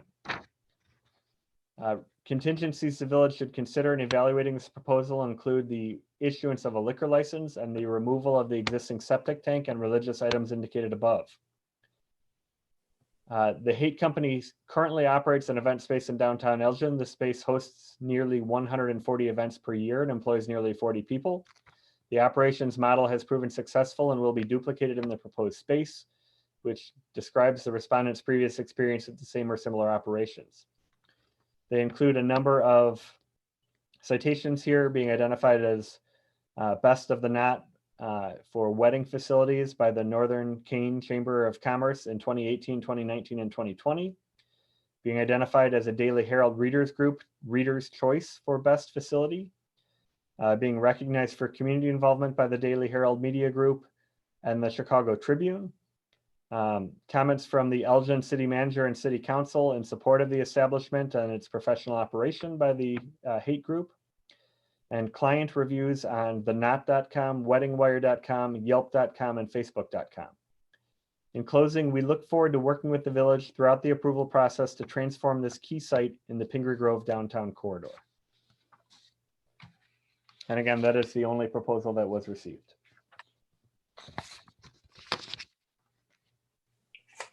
Okay. Are we just good to move on then, Dean? Please. Okay. Item 7 on our agenda this evening is the consent agenda, which includes the approval of minutes from the village board meeting of April 20th, 2020. The approval of the warrant list of May 4th in the amount of $180,166.93, and May 18th, 2020 in the amount of $194,821.01. And also it includes the approval of the first payment request for the Route 72 Richard J. Brown intersection construction in the amount of $206,444.83 to Plody Construction. We can get a motion in a second. I move to approve the consent agenda. I'll second. Can I Okay. ask a question? Go ahead, Amber. Okay, my question is for Seth. Seth, I just wanted to know how you felt the progress was going on the intersection work, and are you happy with the work that's being completed by Plody? Yeah, now that everybody's mobilized and actually they're wrapping up stage 1 already. So they'll be moving to the north side of the road here this week, and then looking to actually start construction on the north side of 72 next week. So yes, I'm happy with the workmanship that's been completed so far, as well as the progress that's been made. Would you say they're on schedule, ahead of schedule, or slightly behind schedule? I would say they're on schedule right now. We're still coordinating with ComEd as far as getting their utility relocated, but the good news there is the fact that they've actually submitted a utility permit to the village for review, which means that they're moving on it. They've got their design done. It's just a matter of getting them out there. I spoke with ComEd today, and they said that they're they're having a meeting this week to talk about expediting the relocation faster than their original anticipated schedule. So that's good news. Well, I don't know what that'll mean yet as far as a time frame, but at least it's headed in the right direction. Seth, can you remind us when the scheduled completion date is for that light? Scheduled completion date for the hardscape, I believe, was the end of June. And the signals themselves will be several months later due to the fact that there's long lead times related to the signal equipment. I believe it's like 22 weeks, something like that, where it takes them to get mast arms ordered, manufactured, and delivered to the site. So that will be this fall by the time the signals are actually installed. The other complication is the fact that IDOT has to approve of the signal equipment, and so their review takes considerable time, and the contractor can't release the shop drawings until that review is approved.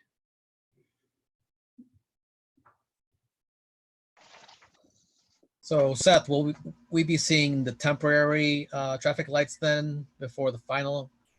Temporary traffic lights were not approved by IDOT, unfortunately, and also was not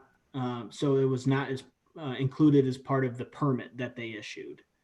So there won't be temporary signals that are installed on the project. Got it. Thank you. Is there a two-way stop then, or is it could be not even open for north-south traffic? I guess it remains to be seen. We're going to have some conversations with IDOT, as right now their permit is pretty vague and just states that they're approving of the signals, the permanent signals to be installed. They don't say anything about allowing a temporary two-way stop prior to the full signalized intersection being in operation. So we're going to have some conversations with them about that, about how, if they can get on board with that or not and amend their permit.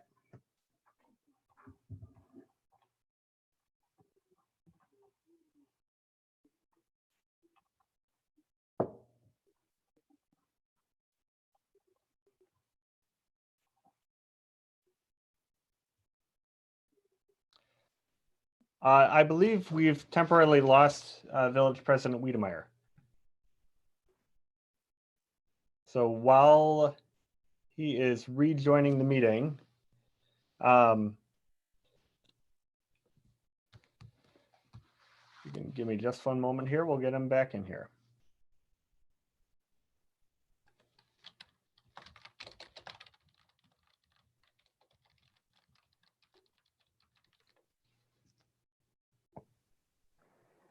Okay, and we're back.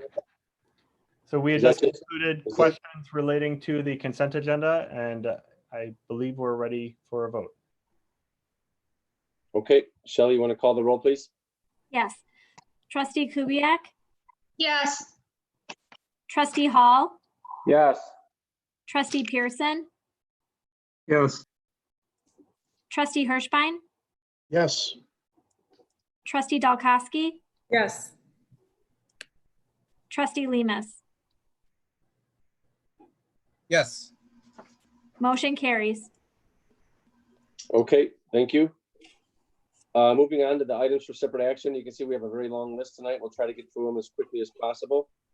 I am going to request that we go to item 8M first.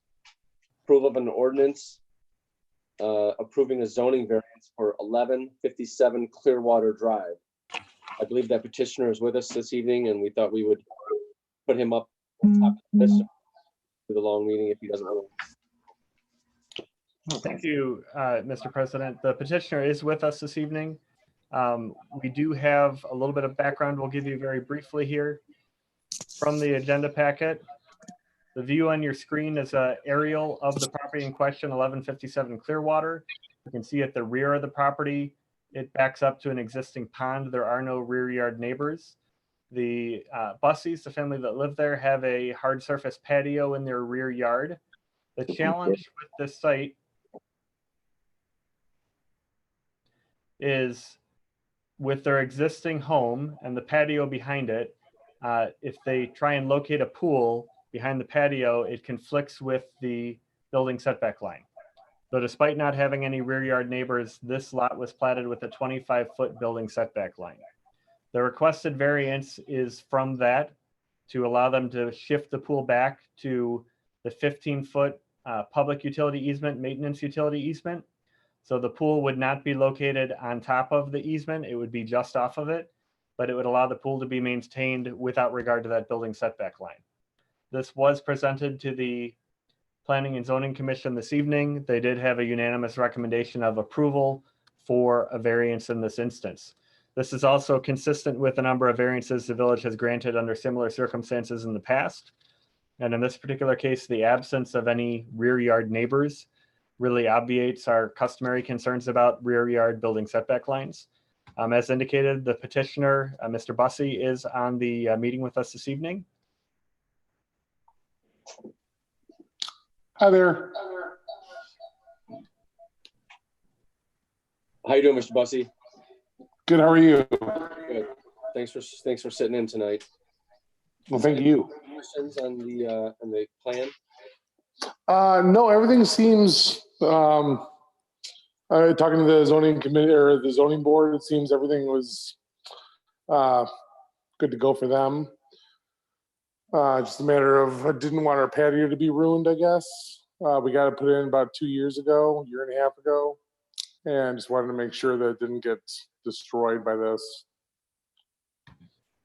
Is there any questions for the petitioner from the village board? No. So did we say that this was not on the easement at all? How close to the easement is it?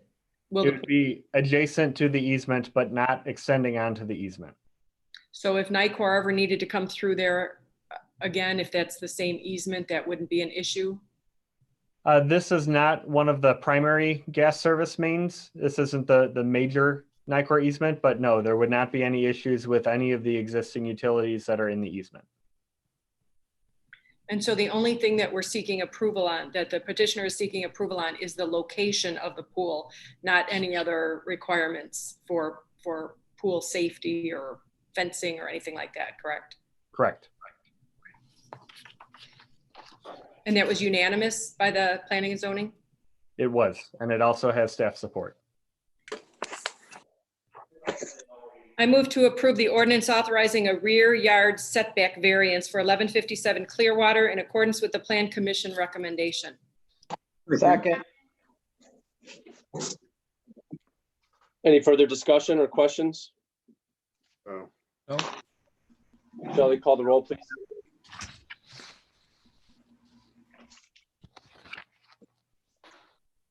Shelley, go ahead. Sorry. Trustee Dalkowski, Yes. Trustee Hall, Yes. trustee Pearson, Yes. trustee Kubiak, Yes. trustee Hirschbein, Yes. trustee Lemus. Yes. Motion carries. Okay, Thank you, you. everyone. Appreciate it. thank you. Have a good evening. Take care. We'll move back to item A, the approval of ordinance authorizing the sale of real property, specifically the church property. Dean, you want to just give a quick synopsis of what this is going to mean? And I would be happy to. We have gone through all of the processes necessary to enable the village to consider sale of the property. We do have the proposal from the purchasers here. They did have a number of contingencies in their proposal. One of them is consideration of a liquor license, and that is one of our action items on the agenda for this evening. Again, their terms of purchase were a purchase price of $15,000, approval of a liquor license, village removal or filling in of old septic tank, village removal of all religious items and fixtures left in the church, expedited permit approvals, and waiving of permit fees for construction in 2020 and 2021. As you saw, the bid was opened during the meeting, so we have not, as staff, had an opportunity to fully reflect on these, but I think based on the discussion the board's been having with regard to this property over the past several years, this is, I think, consistent with what some of the discussions have been. In terms of the recommendations that I would have in response to this proposal as submitted, I think we would recommend that if the village board chooses to approve this, that the site plans for the outdoor entertainment space are something that should come back before the board when they're more fully fleshed out, so that we can confirm that there won't be interference with the neighbors in that area. Removal of the religious items is not a challenge at all, and that's certainly something we can coordinate with. Expedited permits is what we're accustomed to. We work with all of our business owners to expedite. They've asked for waiver of permit fees, and I think my recommendation on that point would be that we work with our third-party building consultant and try and work with them on offering building permits at cost, at our actual hourly cost of review or cost of inspection. With regard to the septic tank, the village's staff doesn't have the capability of removing that or filling that in. That would be something that would require a contractor. And I think if we are able to approve the purchase without that being one of the conditions, that would be beneficial. With regard to the purchase price of $15,000, we've been talking for the past several months about ways of structuring the sale of the property. Given the amount of work that it needs in order to be converted into a useful commercial space, we've seen that be an impediment to previous developers that have looked at the property. We've seen it be an impediment to making it useful as even an event space. I don't think the $15,000 purchase price is unreasonable. But on the other hand, I know the village board is concerned that the property be preserved and that the new owners really make an investment in the property and really embrace the community. I think to that end, my recommendation would be that the board, if the board approves this, that the board consider approving it with that $15,000 purchase price, but with a forgivable mortgage, as had been discussed at some of the previous meetings, where we would record a mortgage against the property, but would forgive portions of that each year without requiring repayment of it. So it would just be a $15,000 cash purchase plus a multi-year mortgage.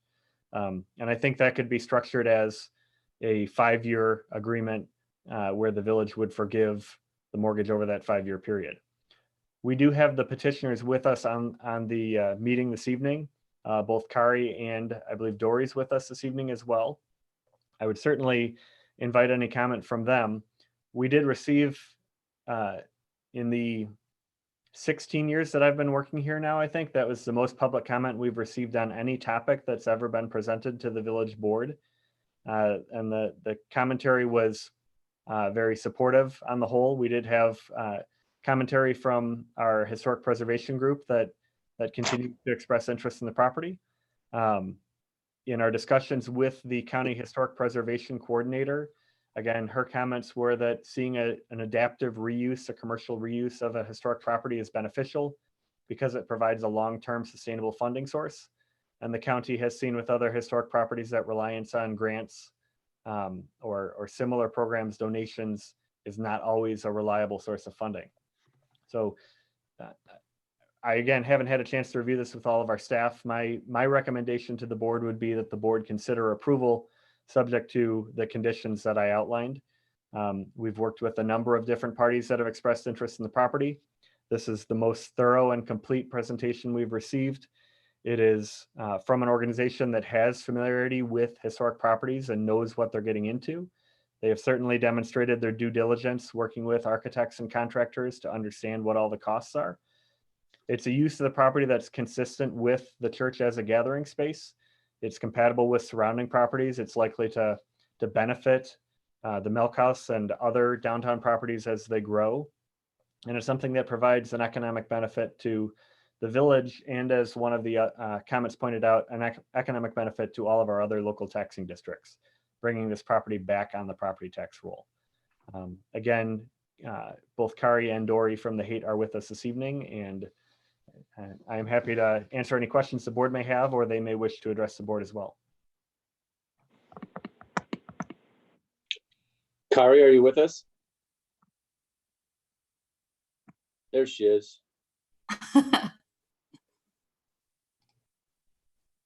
Do you have anything to add tonight, Kari? Just a little bit along the lines of part of the zoning commission meeting when the church was being considered was an interest in having a food pantry in Pingree Grove. Coming from Elgin, we understand the need to serve our residents, the need to be part of the community. So we definitely want to get behind that in any way we can.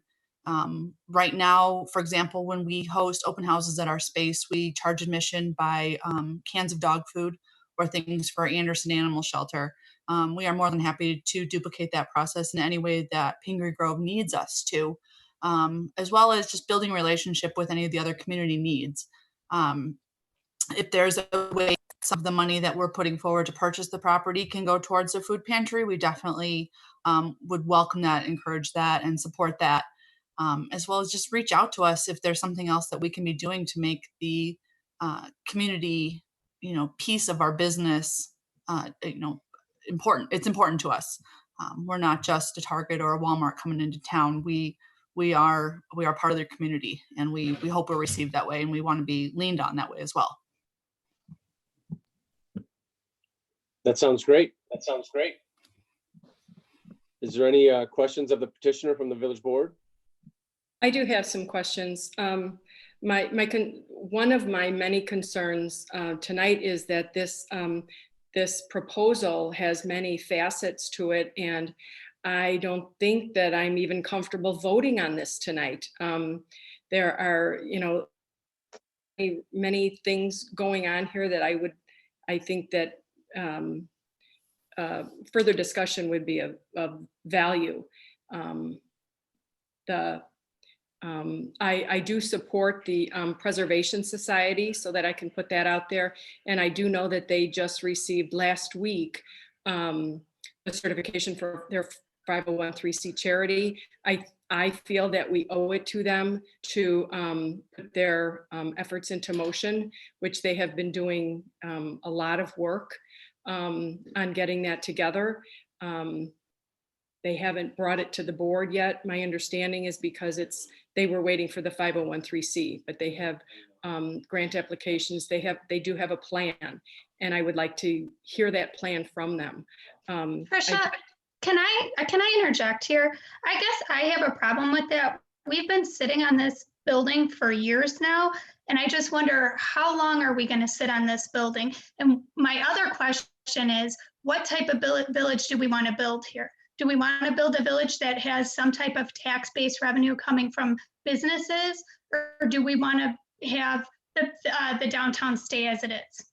Well, I think that's one of the reasons why I think I would like to postpone the vote, because there are so many factors to consider. One of them being is a $15,000 purchase price I feel is unreasonable, especially if it'll be forgiven. Based on just their revenue taxes alone in the first year is $5,000. That means their revenue is going to be much higher than that, and they're only offering $15,000 to us. If we want to be that community that, you know, we're not in great financial shape right now, I don't like the idea of giving it away. I would like to consider all of those options, waiving the fees. I'd rather not do that as well. This is a profit-making company, profit-based company, and we're giving it away. And we're not giving it away. They're offering us $15,000 up front and then a continued stream of revenue. If we give it away to the Historical Society, we're not going to see any tax dollars. Well, we wouldn't be giving it to the Historical Society. It would be kept in the village. And they're offering to bring up, there's going to be other businesses that are going to follow the hate group. Do you think we won't see any other businesses come in after this? Yeah, I mean, it's worth the discussion. That's why I'm not comfortable. I don't know how much longer we're going to wait on this, and I don't want to lose another buyer because we want to sit on it and wait for something that may or may not happen. Well, this motion is just to approve the sale of the property. It's not agreeing with the terms. Is that correct? Dean, is that correct? No, I think our recommendation would be, if there is approval tonight, that we include what those terms are. It's difficult to say we're approving of the sale without having the terms included in it. And I think, again, the nature of this process is somewhat challenging with requiring the sealed bids to be submitted.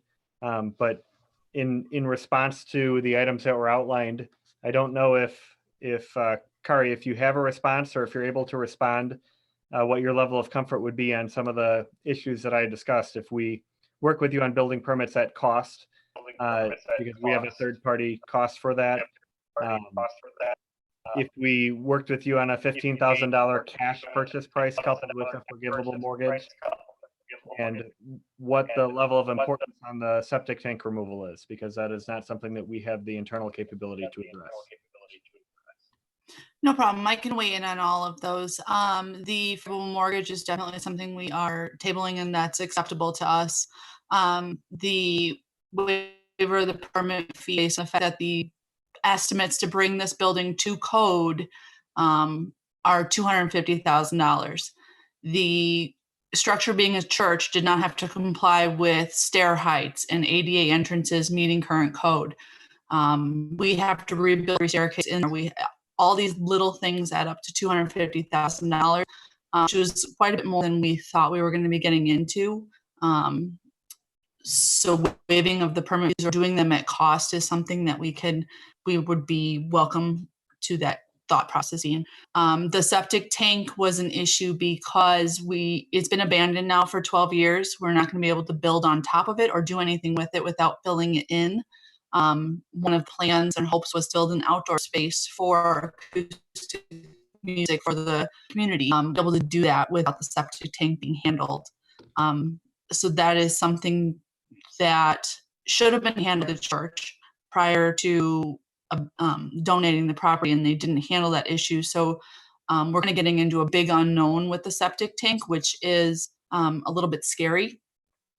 But if that's a deal breaker, then we will assume that cost and deal with it. Kari, if I can, how are we sure that septic wasn't handled back then when it was done? Because just based on the sorry. Go ahead. Based on what? Just based on the documentation we've been able to source up. The documentation we've been able to source so far, that it basically was just left unkept and abandoned. So that's a concern that literally stepping on top of it, it could cave in. We don't know. That's the problem. Usually when we did water and sewer in the old town, removal of the septic or crushing it, like you said, and filling it in was part of the permit before the final permit was, or the final occupancy was given on the new well and water and sewer. So I would be, I would almost be willing to me, there would have to be some kind of there had to have been some kind of something done to that septic tank, I would think. Yeah, we are hoping so, but sorry. Go ahead. Sorry, it just gets overlapping. Yeah, we're hoping that it was handled properly. There hasn't been any documentation found to show so. So to Trustee Hirschbein's point,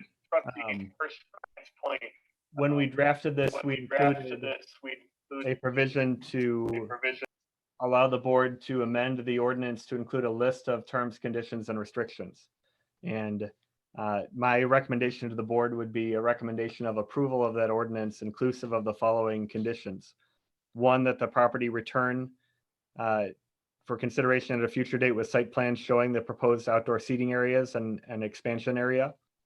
Two, that the sale be approved at a gross sale price of $150,000, with $15,000 being payable in cash and the balance being forgiven in equal increments over the next 5 years. Three, that the village remove the religious items within the structure as referenced in the bid proposal. Four, that the village commit to working with the applicants on expedited permits as requested.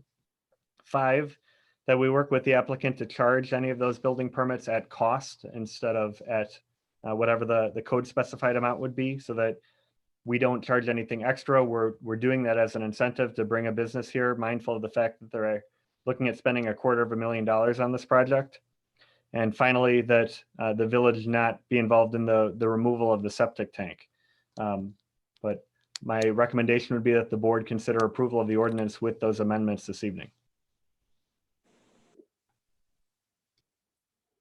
If I could finish my comments, I know that Trustee Kubiak wanted to interject some things, but one of the things that I wanted to mention is the removal of the religious items. There are no more religious items in that church. That church was decommissioned, so those items are no longer considered religious. So I don't know if that makes a difference for who needs to move it or not. I mean, these are pieces that are in the church, unless somebody wants them, but I'm not sure that that would be on the village to remove those items. I was also concerned, it seemed that there was a grassroots effort on social media and everything, like Dean mentioned, there was more public comments about this than we've ever seen, which is great. I think it was like a form letter that was put out there for people on the hate group's behalf. And I loved hearing those ideas. Some of the things, though, that I was concerned about when I was reading, people started going on and on, off on a tangent about how it would be great to be a neighborhood place where people could go and send their kids or to go for a beer afterwards. Well, this is, I think it needs to be clear that this, first of all, the new the planning and zoning said that this was approved 2 weeks ago, that this is not a bar or a tavern. So I think it needs to be clear that people can't come and sit out on the patio and have a drink. Am I correct on that? That's what it was at the meeting 2 weeks ago.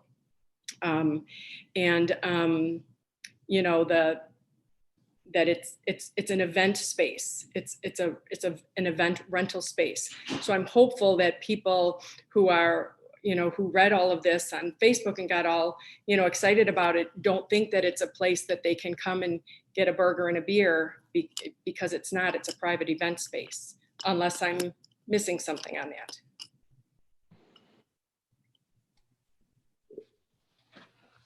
The proposal that we've reviewed is, I think, consistent with what the Hates have talked about in the past, which is use of the event space.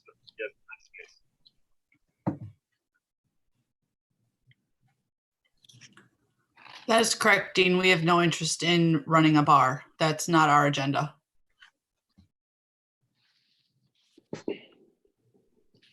Okay. Trish, any other comments or? Hold on, I'm coming back. Okay. I don't know what happened. Trish, we all appreciate your compassion for this, but I'm pretty sure you're going to be outnumbered on this one because, again, to Amber's point, this has been going on just so long, and these people, you heard what she just said, they're going to invest $250,000 to bring that building up to snuff. I'd be interested to see what the sales are, though. At the end of the year, they're going to invest $250,000.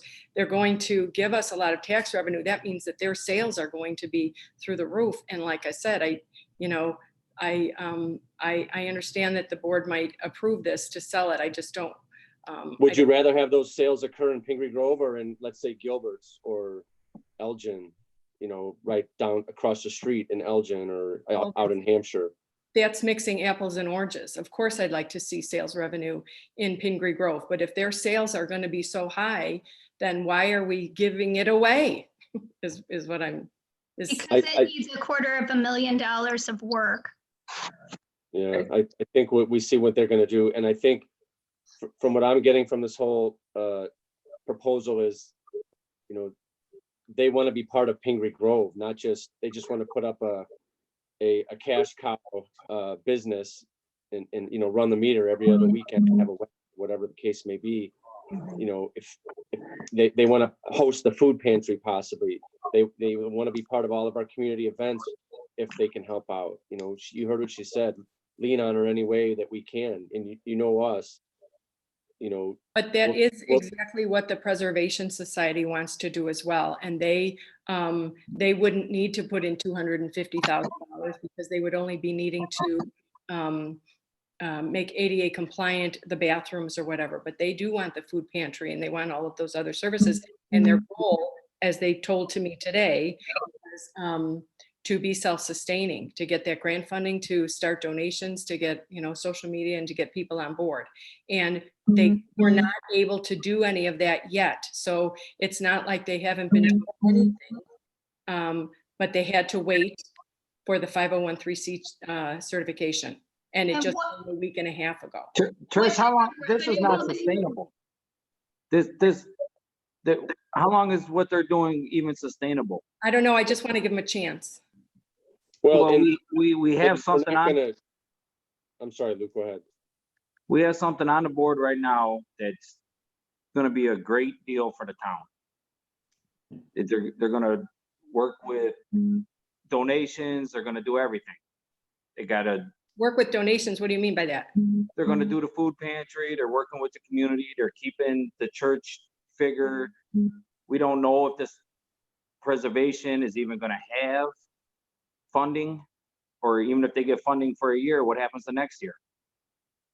The church is only getting older. And Trish, just one more comment. We're certainly not discouraging the preservation group from moving forward. There's other buildings in town that they can, put their efforts into. Well, right. And I do know that they said that if this does go through, that they would still have their Preservation Society. I think that they were told that they would not be able to have office space in the municipal center. So they would need to get some office space, but they are working on a museum. They do have a lot of irons in the fire about for what they're doing. I don't think that the sale of the church, if it does happen, would prevent them from moving forward with their goals. And again, we're certainly not discouraging them from doing that. I have a question for Carrie. Did you say you were actually going to have food pantry activity, or are people going to be donating food as they come in there? We can structure it multiple ways. We currently charge admission by dog food for Anderson Animal Shelter for our open houses and some of our charity events. We definitely do in benefit of a charity. So if you or the food pantry people decided they'd rather have items, structure it, leave items and bring them to the pantry. If they would rather have cash, we can structure that we receive cash or donate cash to the food pantry. Again, that's being part of a community, is figuring out what the community need is and bringing that to the table. You didn't actually say or mean that you would have shelves and racks with food. You would just be supporting the existing food pantry. Correct. I don't know how we could put shelves and racks of food in a venue. I just wanted to make that clear because it sounded like some people were saying this is going to be a food pantry, but I agree with what you just said, that it doesn't make sense to do that. Okay, good point, Chuck. Is there any other questions or comments? I move to approve the authorizing the sale of the real property, church property. Second. I would request, if that motion is made, that it include the conditions that I had outlined earlier. Can you repeat those conditions again, Dean, please? Sure. The recommended conditions would be that the site plans for the property for the outdoor entertainment space return for future board approval, that the sales price be a total of $150,000 with $15,000 cash due at closing, and the balance being subject to a forgivable mortgage forgiven over the following 5 years. That the village cooperate with the removal of the items that were referenced, the baptismal font, the kneelers, those kind of issues. That we work with them on expedited permits. That we charge our permit activity and building inspector activity at cost. And that we not become involved in the addressing of the septic tank to the extent that it's still there.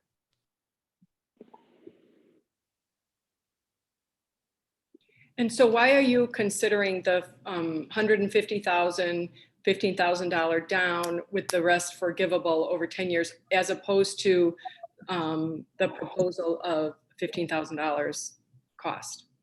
Well, the board has expressed concern that someone will come in and buy the property and essentially flip it to another use in a short period of time and make a bunch of profit off of it. I think from a practical perspective, one, having now gone through 3 efforts to sell the property and getting down to one company that has gone forward and has the wherewithal to accomplish this, I'm not certain how likely that is. And 2, recognizing that there's a $250,000 investment in the property being made, if they do buy it with an intent of flipping it, they would have to recoup that $15,000 purchase price and $250,000 investment in the property. The idea of the forgivable mortgage, though, is it gives the board one greater level of assurance. If we feel the property is worth $150,000, we're guaranteed that we're either going to have a business go in there and stay there and participate in the community for 5 years, or we're going to get a chunk of that money back for the village. I think it's trying to find a compromise between the interests the board has expressed in the past and also not imposing a purchase price that is untenable given the major investment required to renovate this property. And have we left the idea of a right of first refusal? Well, we would be the mortgage holder. Okay, yeah, got it. Is there any other questions, comments? Shelley, call the roll, please. I have one question, President Wiedemeyer. Yes. So did Trustee Hall and Trustee Pearson want to have their motions include the conditions as outlined Yes. by management? Thank you. Yes. Yeah. Yes, thank you. Okay, Trustee Hall, Yes. Trustee Pearson, Yes. Trustee Kubiak, Trustee Kubiak, you're muted. Yes. Thank you. Trustee Hirschbein, Yes. Trustee Dalkowski, No. Trustee Lemus, Yes. President Wiedemeyer. Yes, Motion carries. thank you. And Kari, we look forward to you joining the ranks in Pingree Grove. Thank you. Look forward to it too. Kari, if you Okay. can hang on for just one more minute here. Can we continue? Please. Okay. Item B is approval of an ordinance amending village code, section 4-2-12, and conditionally authorizing a liquor license. So as I mentioned before, one of the requests from the businesses that we work with them on issuing a liquor license. From a practical perspective, the challenge to doing so is our code limits the number of licenses that we have outstanding in any particular type at any given time. We do that because it gives us an additional basis to deny a license application where we receive an application that is not well-founded or is from a company that hasn't demonstrated good judgment, for example.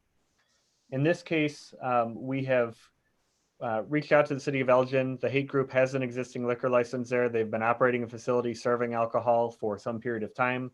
They've never had an alcohol-related violation of any sort. They haven't had any public safety-related concerns.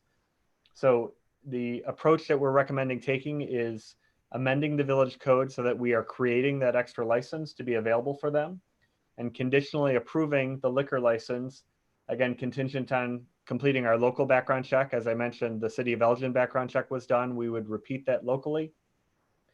Paying the license fees and completing the building improvements that they've discussed. Again, with regard to outdoor seating areas, entertainment, that would come back to the village.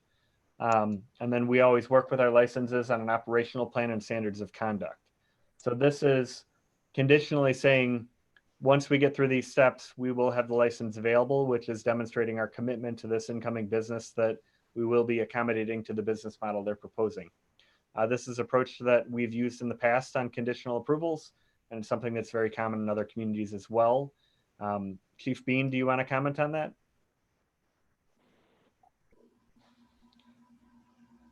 Has been used ever since I've been doing background checks for the past 30 years.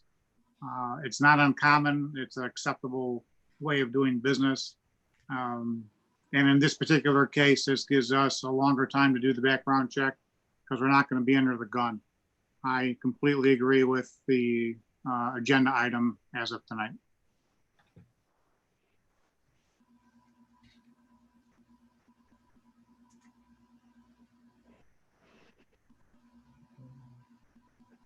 Any questions from the board?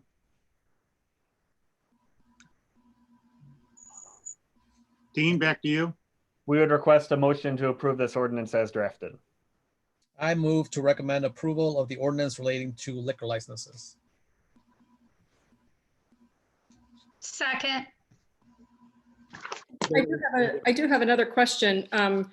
It's going, currently the village has a maximum of 3 Class B liquor licenses. That's what it says on the agenda, but do we have 3 or do we have 4? We currently have a limit of 3. This would increase the limit to 4. So who are the 3 that we have? The 3 that we have right now would be Chubos, Nico's, and the Outpost. And what about Gobert's? Gobert's has a different class of license. They're not 3B or whatever? Okay. They are not a Class B license. Okay.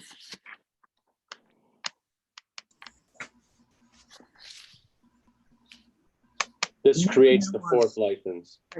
Correct. The motion that was stated was for the liquor commission, not the village board. Oh, sorry. I move to approve the ordinance relating to liquor licenses. Second.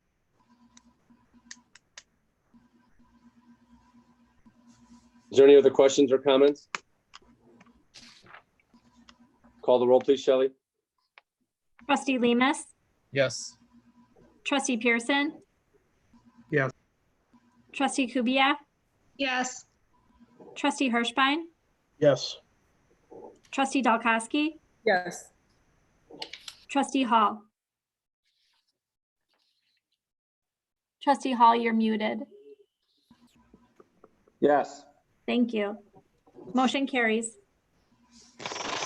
Thank you. Moving on to item C is approval of a resolution approving of central tree plans. This was presented to the Planning and Zoning Commission this evening. They did unanimously recommend approval of this. As you can see in the agenda packet on page 116, the proposed site plans are relatively consistent with the concept plans for the site. We are working with this developer to get in the ground now, essentially, that we have favorable weather. We have the petitioners here with us this evening. I'm going to ask them to start their video. They do have a landscape screening plan that shows the landscaping along Route 20. It is a pretty significant spread of landscaping that they've proposed. They are proposing many of the developments on the other side of 20 in Bell Industrial Park have gravel outdoor areas. They're proposing to use reclaimed asphalt, which helps with dust mitigation. I'm going to turn it over to Chris, our village planner, and Seth, our village engineer, to offer their comments. Chris? So we did take a look at the landscape plan. It is pretty robust. There are just some minor issues that can easily be resolved. In terms of parking, they do meet the parking requirements based on the agreement that was approved.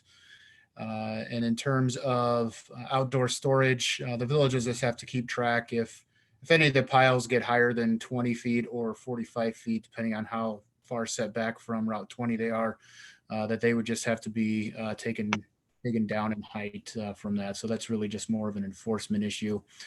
In terms of the building elevations, we would probably take a look at those when they actually come in for their building permit to construct the building.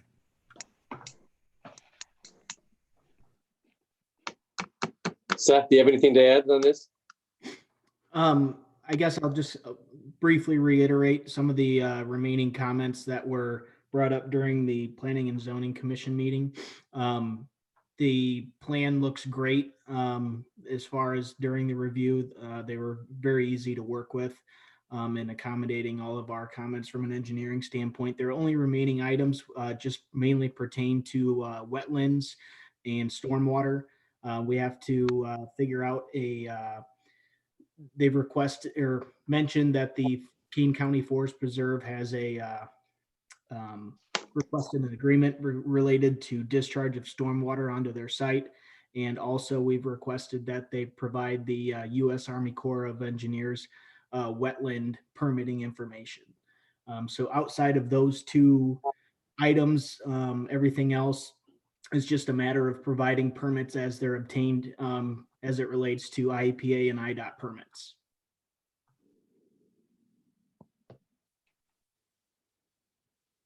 Is there any of the Petitioners from petitioner? Central Tree, did you guys want to add anything?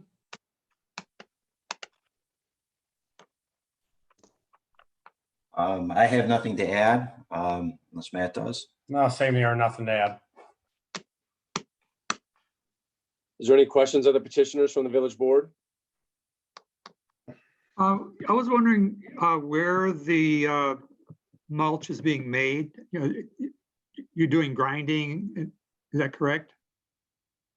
Yes, it's going to be towards when you enter the property, it'll be towards the east side of the property. Inside or outside? Inside, on the east side, all the way, probably we're going to have the raw product towards the south. And then along Route 20, we're going to have all the finished mulch as you drive down the road. So it looks presentable. Is that going to cause any dust and debris and noise potentially for anybody that's going to be building near there? Nothing different with the noise than the rest of the companies that would be operating across the street in the industrial park there.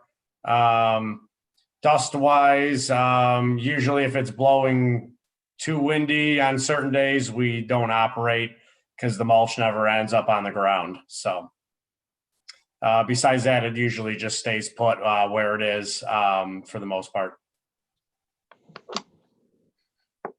Charles, they currently operate just west on the other side of 47, on the south side of the road. I saw their out there. I just, I wasn't there to see them making the mulch. So yeah, it's just pretty much just grinding up logs and and branches and debris that landscapers take in, and then they regrind it and grind it a third time. So, and to your question earlier, when you said is that going to be inside? No, this is all outside activity. I think you were talking about inside a building, but I'm pretty sure that's not going to be the case. It's outside activity only. Oh yeah, outside, not. I thought you meant within the property. Right. Yeah. So, okay. Any other questions for Matt? He loves to talk. You can tell. I have a question for Chris. Chris, the memo that you sent to the planning and zoning on May 8th with a lot of recommendations for changes. Was everything addressed to your satisfaction then? We have not received any plans back, but again, that would be condition upon approval tonight. And I think that's pretty typical, right, Dean? Yes, the resolution of approval includes a requirement that the plans be revised consistent with the engineers and planners' comments, and that is our customary approach to a project of this nature. And that's acceptable, Matt? Yep. I think the changes were very, very minor, which weren't any big deal to us. Probably not. Well, Okay. actually, there's quite a few changes. I mean, there's, differences of heights of all the trees. I mean, there's 8, 9, 10, 11, 12, there's like 13 items. So I'm not sure they're minor, but so is this something that we should be approving before we even see the plans for the changes? Our customary approach when the conceptual elements are there, and it's just things like the caliper or height of the trees or even the number, our customary approach is to grant approval consistent with those review comments. And then they will submit a revised plan that'll be reviewed by Chris, and he'll say, this meets my comments. Seth will review it and say it meets his comments. And then we can proceed forward with development instead of waiting for another cycle of board meetings. So customarily, if everything is conceptually in accordance with the requirements, then it's, even if there's a significant number, if it's just issues like the caliper or height, we work with developers on that. Okay.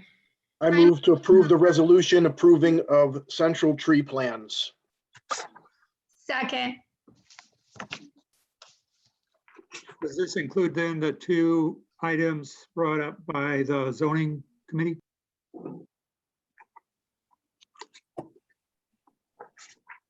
I believe all of the items brought up by the zoning committee are consistent with the planner and engineer's comments. So I didn't think any additional conditions of approval were required. Okay. Call the roll, Shelley.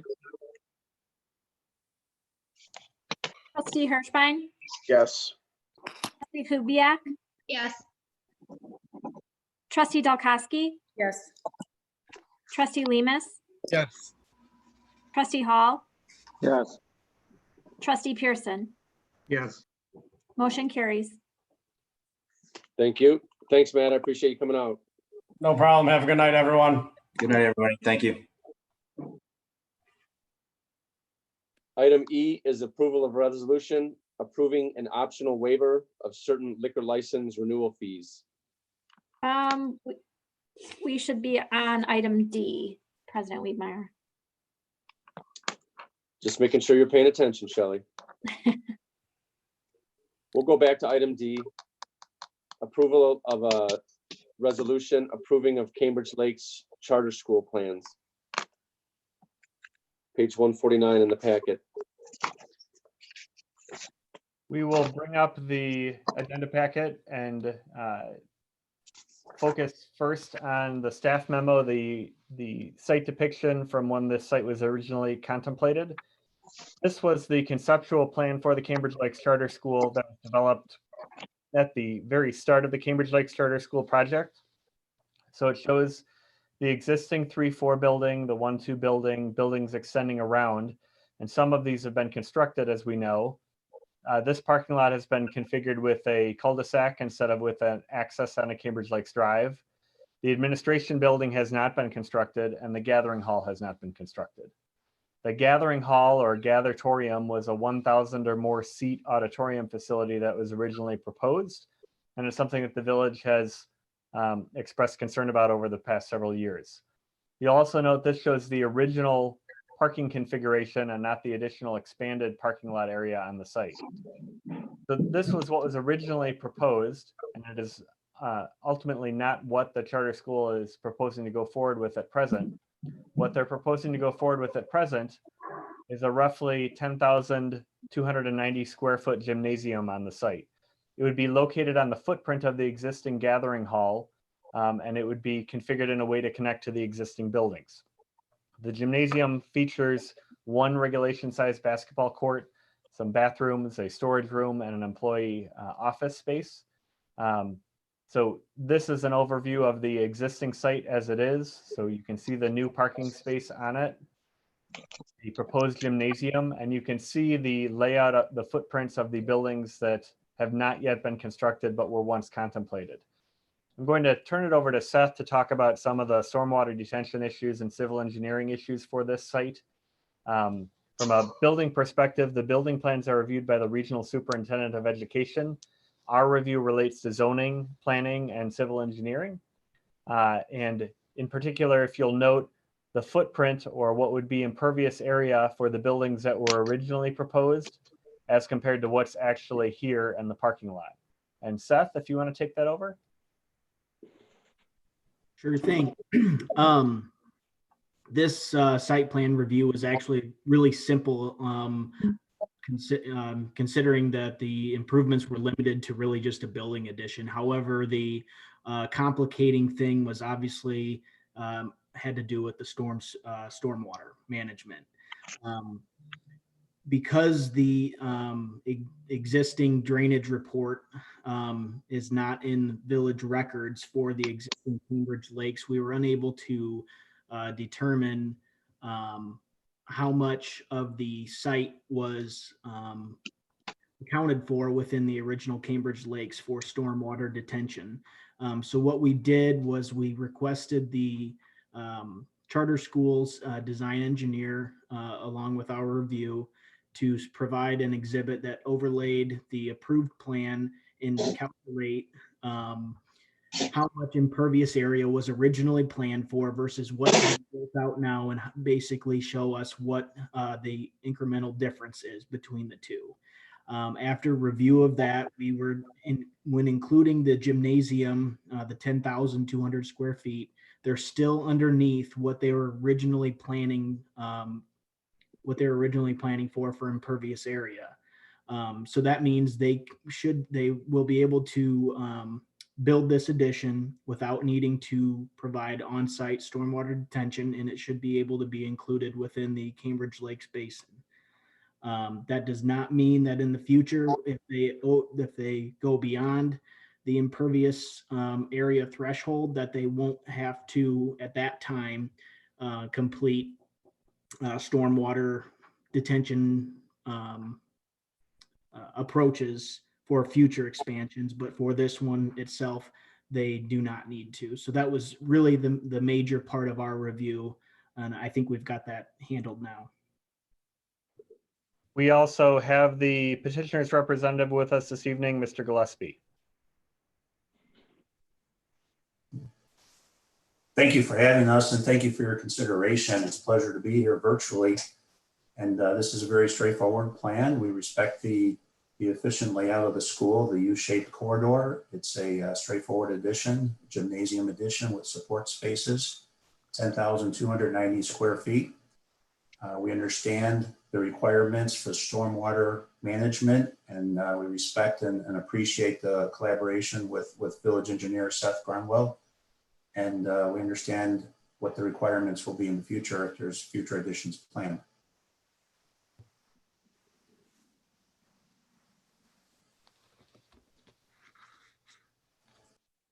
Okay. And did I hear that the admin building hasn't been built yet? So this is just the gymnasium that is in the works. What is the time frame for the admin building? And the reason why I ask is because Seth, you said maybe the next, whatever happens next, might be subject to the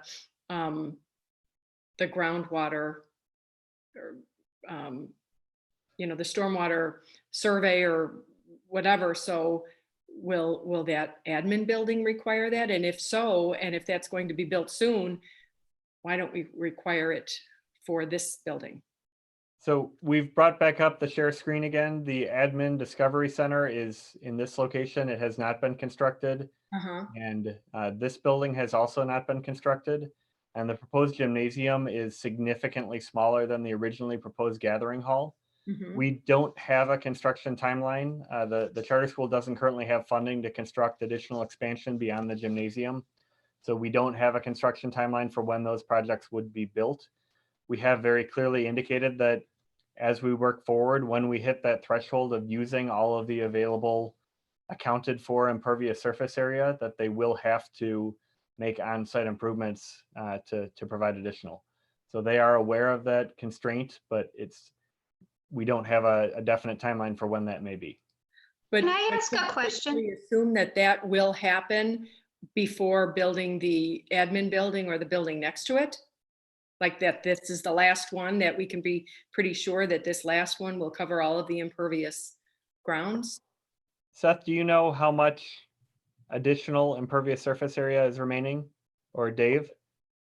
I believe it was roughly 20,000 square feet, if I remember correctly. It's right in the neighborhood of that. So theoretically, Trish, say they were to propose a 15,000 square foot building next year, they would still be underneath that threshold without needing to do any stormwater any stormwater improvements. Now, if they were to propose a 30,000 square foot building at that time, as part of that plan approval, they would have to build some sort of stormwater management facility before it would be approved by the board. So definitely before the next two buildings happen, it'll have to. Depending on the size, right? Yep. So if we have two buildings that are 5,000 square feet each, they would still be underneath. So it's not necessarily a number of buildings. It's more just square footage. Thank you. I have a question for the petitioner. I noticed that there's a lot of open space around the current gymnasium that you're planning to build. And I noticed that there was no landscaping plan submitted. So I just wondered what your plan was for around the building. Okay, there was a landscape plan that was minimal, so it might have been missed. It's basically to grade and reseed the area that's being disturbed. So we're just restoring what's there. There's a couple concerns there. One is budget driven. One is concern. Let's maintain open space and smooth out what's there in the courtyard right now, and make it available for an outdoor play area. Do you have any future plans to improve that area, to put, I don't know, outdoor play equipment, picnic tables, something like that outside? I have no knowledge of any future plans for that right now. And there won't be any trees or anything like that? It's just going to be open land? Because I know there's been complaints about some of the tall grass around the school. So I'm wondering, is that what you're going to be continuing with? Okay, I'm not familiar with complaints about tall grass. I'll bring that up to the school. And for now, this project is no trees, but it's maintaining the grass.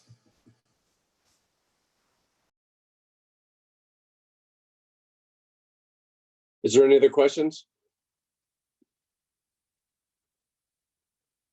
Did somebody make a motion, please?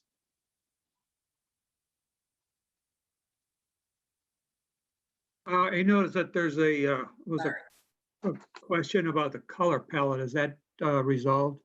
Probably an engineering question. The color palette, the exterior building is precast concrete wall panels. It's very straightforward. They'll have punched openings of translucent window panels, and the colors are meant to complement the colors that are on the school right now. And there's a rendering of it. And so it picks up there's cement board siding on the school, and then there's a cement board panel that's a lighter color. And then just to give it some identity as far as the school is concerned, is we incorporated the school colors minimally in the recesses. So you see some purple and green in there in the accents. See a lot of landscaping in there too. So we do have the elevation that was provided up on the screen.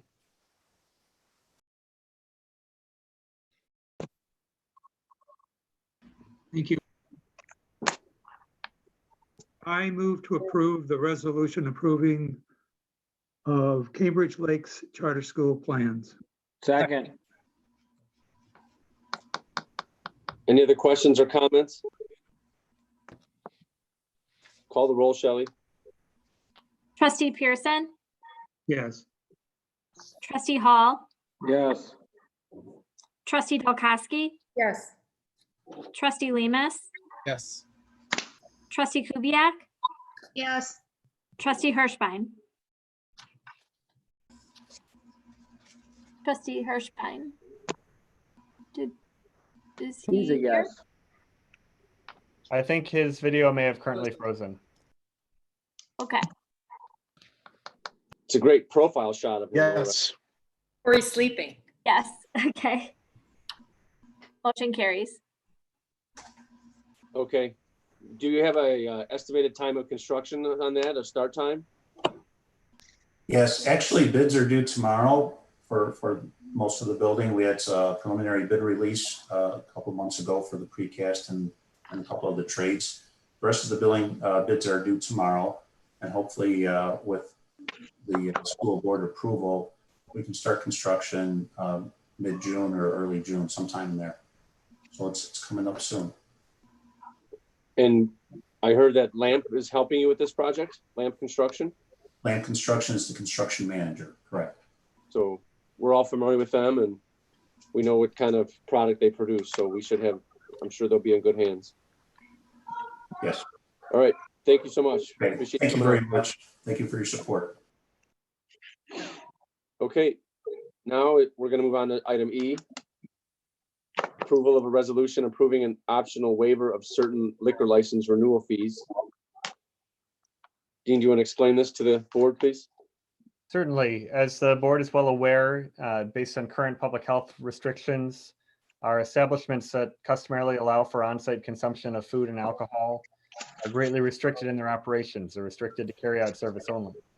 We have tried to work with them as much as possible and enable them to engage in carry-out sale of alcoholic beverages consistent with temporary regulations by the Illinois Liquor Control Commission. But this is going to have a dramatic impact on their business operations. And they are facing significantly curtailed revenues for, at the current time, 2 months, and we're not sure what the duration of this will be. The recommendation that we have at the staff level is to offer a one-time waiver of our annual license renewal fee for our 3 establishments that have on-site consumption licenses, that being Nico's, Hugo's, I'm sorry, for our 4 locations that have on-site consumption. That would be Nico's, Hugo's, Gobert's, and the Outpost Tavern. Gobert's is an on-site consumption license, but it's not a Class B. It's a different class of license, which is why they were not referenced in the earlier action item. We would reach out to each of those vendors and offer this waiver as a discretionary waiver if they seek to take advantage of it, and presumably they would, based on our concern for their financial well-being and our desire to support them. This item does have a $6,000 cost to the village. It would be eliminating $6,000 of revenue. But as we've seen in many communities, businesses of this nature are struggling to maintain basic operations. And anything that we can do to support them and try and ensure their continuing viability, we're definitely willing to look at. This is a relatively small impact on our overall budget, but hopefully a very beneficial impact in terms of the additional employee salaries that they'll be able to support for a period of time while their operations are constrained. We do recommend approval of this. I move to approve the resolution authorizing an optional waiver of certain liquor license renewal fees. Second. Second. Yeah, second. Any other questions or comments? This is pretty just straightforward. It's just Goodwill. the right thing to do. Yep. Shelley, call the roll. Kubiak, Yes. trustee Hall, Yes. trustee Lemus, Yes. Trustee Pearson, Yes. trustee Hirschbein, Yes. trustee Dalkowski. Yes. Motion carries. Thank you. Item F is approval of an ordinance implementing Village Code Section 10-5-6 relating to underground utility installations. So this is the first of our action items that relates to Pool-a-Palooza 2020. As the board is aware, there have been significant restrictions on public gatherings, on travel, on recreational facilities. Our residents are seeing the potential impact on the community center, on their vacation plans. Many residents are planning on more recreational activities at home, and they're looking at adding pools to their yards. We are working diligently to try and be reasonable and responsible in our approach to that. We have an item later in the agenda for consideration of temporary pool regulations. This relates to something that we can help future residents of the village whose homes have not yet been built. I'm gonna bring up the agenda here for a moment. So this is a resident backyard for a resident that lives on Catamaran Circle. Their power meter, the electrical meter on their house, is located on, would be the north side of the house here. The electrical feed comes from the back corner of their yard. And when ComEd installed their power service, instead of running it in the utility easements and to the side of the house, ComEd's perspective is that their mandate as a public utility provider is to do things as inexpensively as possible.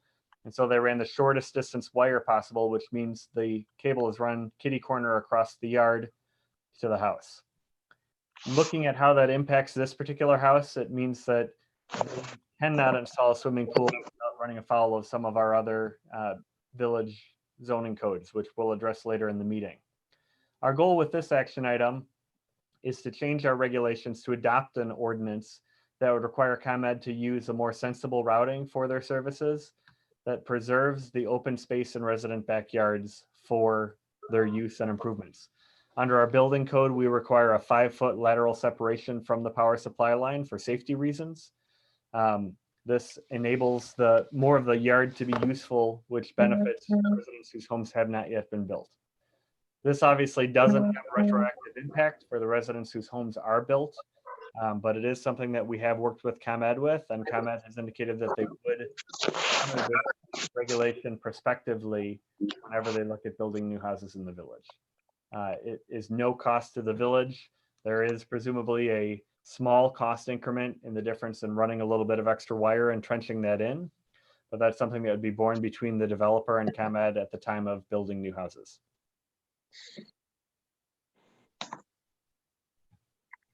I move to approve the ordinance relating to underground utility installations. Second. Seems pretty straightforward. Any questions or comments? No. Nope. It's long overdue. It's a good motion. Yep. Call the roll, please, Shelley. Trustee Lemus, Yes. trustee Hall, Yes. trustee Pearson, Yes. trustee Kubiak, Yes. trustee Hirschbein, Yes. trustee Dalkowski. Yes. Motion carries. Thank you. Item G, as Dean just mentioned, is approval of a resolution authorizing interim swimming pool regulations. So I will go through each of these in order, and I'll tell you, for starters, we started with the Village Planning and Zoning Commission to talk about these. From a practical perspective, our pool regulations are contained in our village zoning ordinance. We are the entity that's responsible for enforcement of the zoning ordinance. And there are not outside agencies that would come in and enforce our particular zoning restrictions. From a technical perspective, amending our zoning ordinance requires publishing a public notice, waiting 15 to 30 days, having a public hearing before the Plan Commission. They make a recommendation, ultimately goes to the village board, and the village board considers an ordinance. We have literally dozens of residents who are looking at installing swimming pools who are not able to do so in accordance with the current pool regulations that we have. So these residents face a couple options. They can not install a pool, or they can come and apply for a zoning variance. Applying for a variance requires a process very similar to amending the zoning ordinance. There's a public hearing that notice that has to be published. They mail notices to all the residents within 250 feet of their house. There's a public hearing before the Planning and Zoning Commission. It comes to the village board as an ordinance, as you saw for the pool variance earlier tonight. Looking at the number of residents impacted by this and considering the impact of telling each one of them they need to spend several $100s to apply for a variance and go through this process, we tried to identify if there's a reasonable way to work with our residents in a practical fashion, embrace their concerns and their desire to have backyard entertainment while not adversely impacting other residents. We do recommend in the longer term, the next time we have a Planning and Zoning Commission meeting, scheduling the public hearing, going through that process and looking at formal changes to the zoning ordinance. What we're talking about here is a more practical step of saying, we're going to work with our residents that seek to have a pool installed in the near term with some temporary regulations that we'll enforce instead of following our normal zoning code ordinance requirements. Moving into what those requirements are, we'll go back to share screen here. Our first zoning requirement, our customary zoning requirement, under the building code, we have to have at least 5 feet of separation between for example, a pool and an underground power line, or 10 feet from an overhead power line. That remains in place. We are not recommending any change to that. Our second requirement is we typically only allow swimming pools in the rear yard between the parallel extension of the building lines. So if you look at a house from the front and you take the side of the house and extend that line straight back, kind of gives you a shadow of the building. A pool is required to be built in that shadow. This is the property we just discussed on Catamaran Circle. If you look at where their electrical service runs and where their setback lines are, it's not possible to locate a swimming pool within that building shadow without running afoul of one of our other restrictions. So the relief that we're recommending the board consider here is the potential to allow pools to be located outside of those extended building lines, not just in any circumstance, but only when it's really necessary to do so based on the configuration of the lot and existing permanent physical improvements such as patios, electrical services, or other similar impediments. The next condition that we're talking about, our pool regulations have several different conditions. One is that you can't locate a pool within 20 feet of a rear lot line. 2 is that you can't locate it within an easement or right of way. And 3 is you can't locate it outside of the building setback lines. Again, looking at our Catamaran Circle lot, the yellow line here is a building setback line, in this case 25 feet. If you scale up a 27-foot pool to actually be clear of the electric line, it actually looks a little bit more like this, and it ends up going over that building setback line. But the question is whether we should allow residents to exceed that building setback line. The recommendation in this case is that we should work with residents, again, when it's necessitated based on the site conditions, as long as they're not building over the easements. The public utility easements are maintained for a reason, to provide areas where we and other public and private utilities can run their utilities without being interfered with in future maintenance activities. They also provide retention or drainage. They are very important for those critical purposes in the future. Go to the next page here. We have current regulations indicating that no above ground pool structure can cover more than 1/3 of the yard. That restriction would remain in place. You must have screening on sides of the yard that face right-of-way paths or sidewalks. That would remain in place. Screening around either the perimeter of the property or the perimeter of the pool, that would remain in place. Screening requirements in terms of a height and the building material would remain in place. We have an exemption for hot tubs, indicating that if you have a pool that has a finished wood cladding and a lockable cover that's capable of supporting 150 pounds, again, a safety restriction, that you don't have to have screening for that, that's oriented towards hot tubs. We have some very specific landscape screening requirements regarding screening at the perimeter of the pool, being evergreen shrubs with a certain spacing or deciduous shrubs, staggered in 2 rows.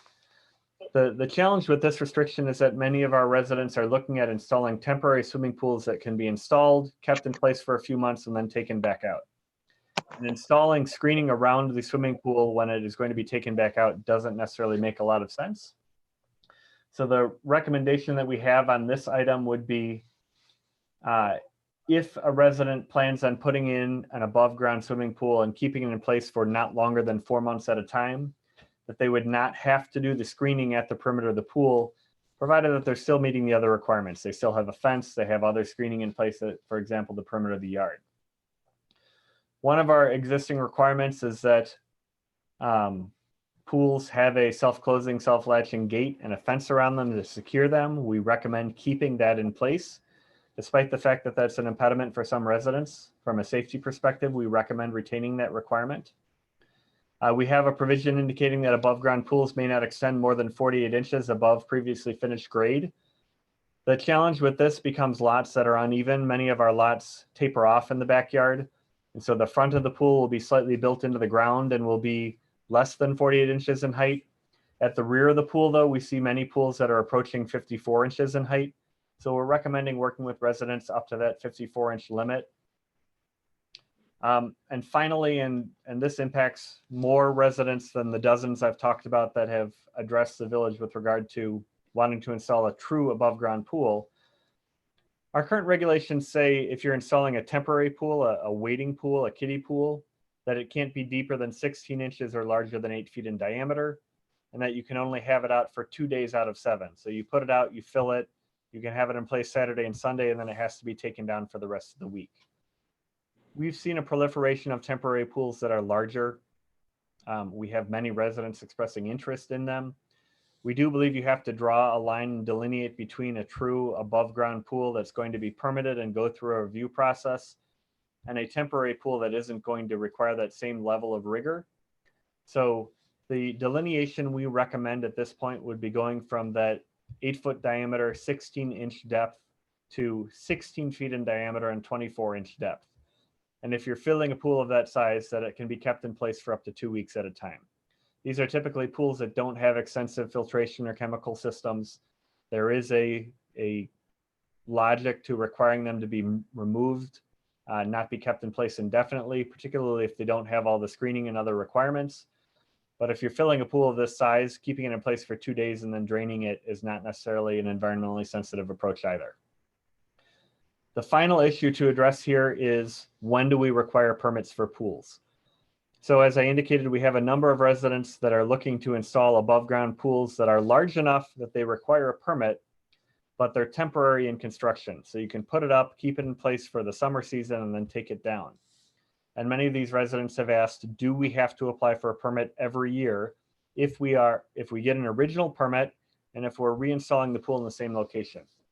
As we've looked at this and talking with our chief building official, if we are going through and permitting it the first time, if it's being installed and inspected properly, and then they're simply taking it down and putting it back up the next year in the same spot, we really don't have a compelling public interest in going out and re-inspecting it.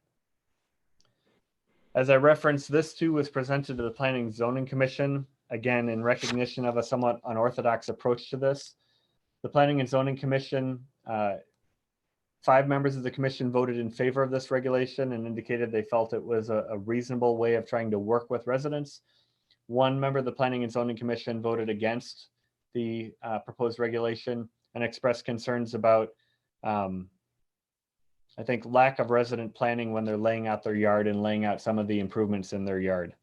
At the staff level, again, if this is not approved, I have a list of residents that are contacting me tomorrow for an update on this if they're not watching the meeting tonight, anticipating applying for building permits. If this isn't approved, we will respond to them that their approach would be applying for a variance. And we anticipate that in many instances, the 45-day wait for a variance will make that process unattractive for them, and they simply won't have this kind of recreational facility at their house this year. I'm happy to address any questions the board may have. I did ask Chris to do a little bit of comparison to other communities, and I think I'll defer to him, but I think it's fair to say that our regulations are more stringent than what you might find in many other communities. We're trying to take an approach here that is mindful of the current behavior restrictions we're all under, accommodating and forgiving to residents while not making changes that are going to be untenable to live with in the future.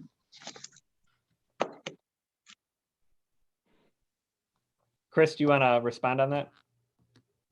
Yeah, we did do some research in surrounding communities, even some of the other communities that we work with.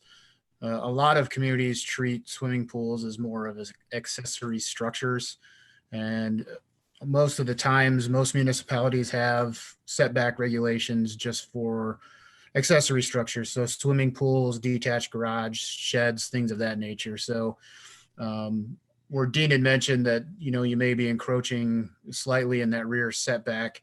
If you were to treat this as an accessory structure, that variance request would ultimately go away. Obviously, the building codes, you'd have to talk to your chief building inspector, but really, there's really no changes in terms of fencing that needs to go around it. That obviously needs to stay. Things of that nature. So as Dean mentioned, moving forward, if you want to update or change the swimming pool regulations, we can definitely prepare, you know, some code changes in the zoning ordinance for that.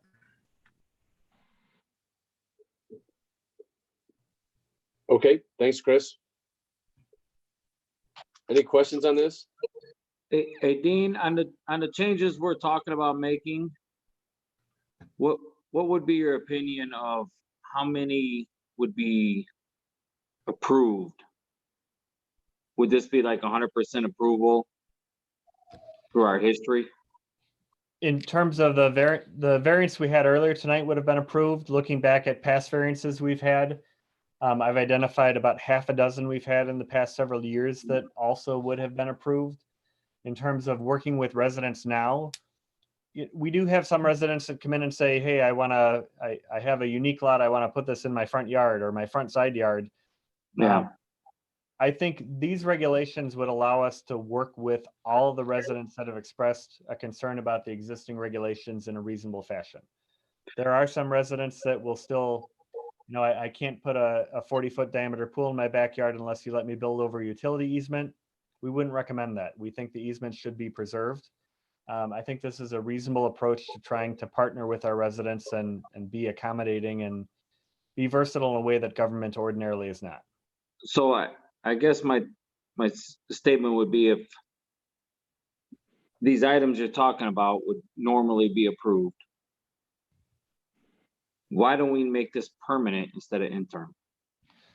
We do recommend making these permanent, but the process for doing that is going through that 45-day, we have to publish a notice and have a public hearing and go through a number of steps before we can formally change the zoning ordinance.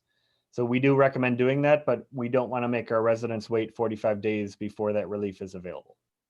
Okay, so if we approve this tonight, can we move forward with that? That would be our intention, yes. Okay.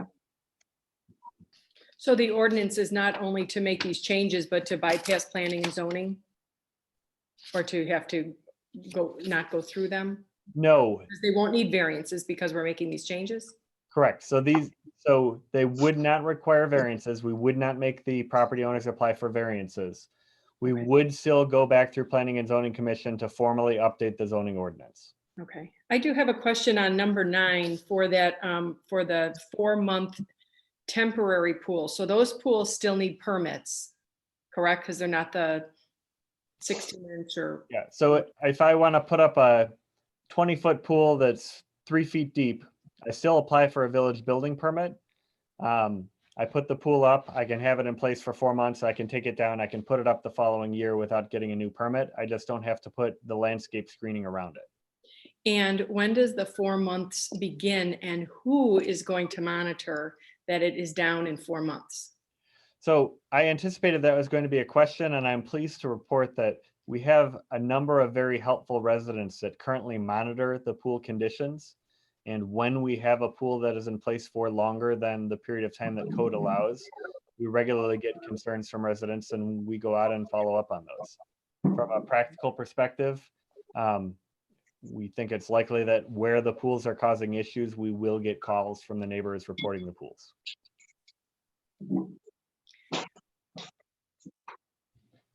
And I guess the only other one that I'm just scared about is number 12, that we're making that temporary pool, the a kiddie pool, be deeper and wider than it used to be. And they can keep it up all the time, or what did it say, 7 days? 2 weeks at a time. 2 weeks. That'll get pretty dirty.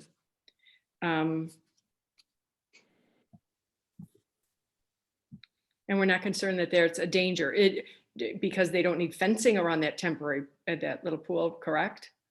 That is correct. So there is Is it a change in liability for us? It's not a village liability. There's not a circumstance where we're going to have liability for allowing a larger or smaller diameter temporary pool. From a safety concern, yes, there definitely are safety concerns. And the CDC recommendations are that a child can drown in less than an inch of water in a bucket. In some circumstances, if the pool is a little bit higher, it's more of a barrier to access by really small children, and that can be beneficial. We're trying to strike a balance here, and it's hard to know exactly where that balance should be, but the temporary pools, the small inflatable pools, have grown in size and grown in acceptance, and it's something that residents want to be able to use. And we looked at the sizes that are commonly available and tried to draw a reasonable threshold for what would and would not constitute a temporary pool. And so last year, I remember last spring, there was a resident that came to the board, I'm pretty sure it was last spring, for variance on the depth of their pool. And I remember us talking about that, the fact that there are standards now in different heights of pools. And so I'm wondering if anybody remembers, was that something where it was a 48-inch pool and they wanted to bring it up to 54 inches? And I guess I'm wondering why we didn't change this then, and we're okay with the 54-inch height now. Is there any concern about that? My recollection is that was a request to alter it to 54 inches. I think that's one of the cases that we looked at in recommending these standards. Honestly, the proliferation of interest that the village has had in swimming pools in the past couple of weeks is unprecedented. In talking with our building official, I think his comment was that swimming pools are going to be the death of him. We've never had this level of activity or interest, which is what has prompted a detailed review. I'm just concerned that then we'll have somebody else come in and say, well, I want to have a 54-inch pool, but the topography of my backyard is such that this part is higher. So now the 54-inch pool, which you're going to let me have, is going to be higher. So now I want to go with a 60-inch pool. And where does it end? And we would explain that the village board was very gracious in approving temporary pool regulations that allowed up to 54 inches in height, and they should live within those regulations, or they can apply for a variance and go through the 45-day wait.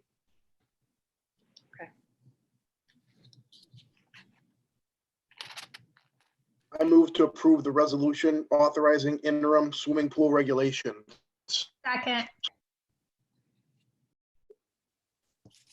Is there any other questions or comments? Call the roll, Shelley. Trustee Hirschbein, Yes. trustee Kubiak, Yes. trustee Pearson, Yes. trustee Dalkowski, Yes. trustee Lemus, Yes.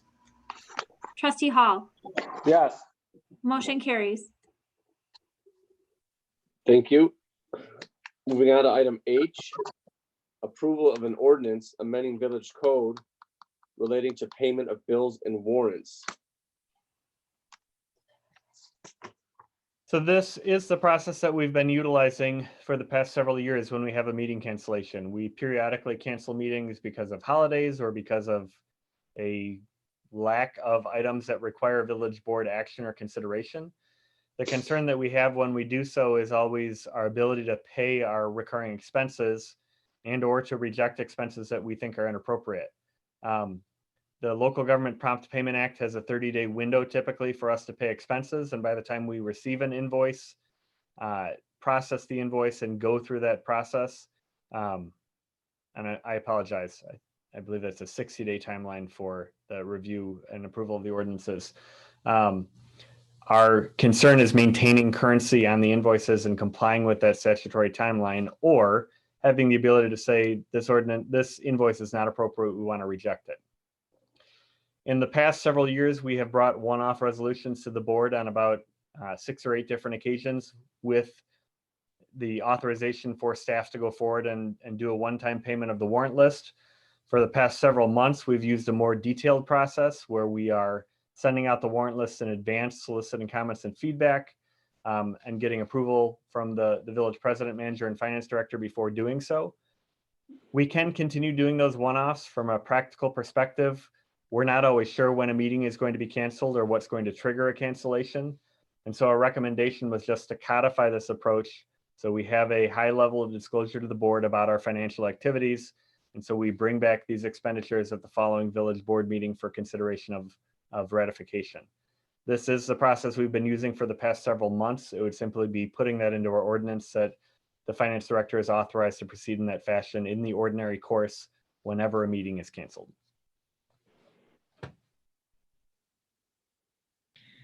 I move to approve ordinance 2020-015, amending Village Code Section 3-1-5. Second. Any questions or comments? I have a question on the, where it says approval by the president, finance director, and village manager. So all 3 have to. What happens then if one or more of those persons is not available? Is there a designee that can also be identified here? We certainly can include a designee if you want. It historically hasn't been a challenge to get the 3 of us together. But if the board's preference is to have a designee, we certainly can do so.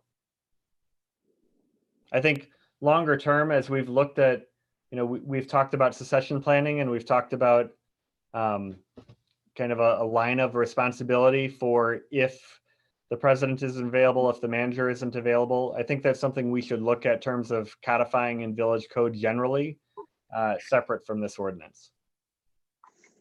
That sounds good to me.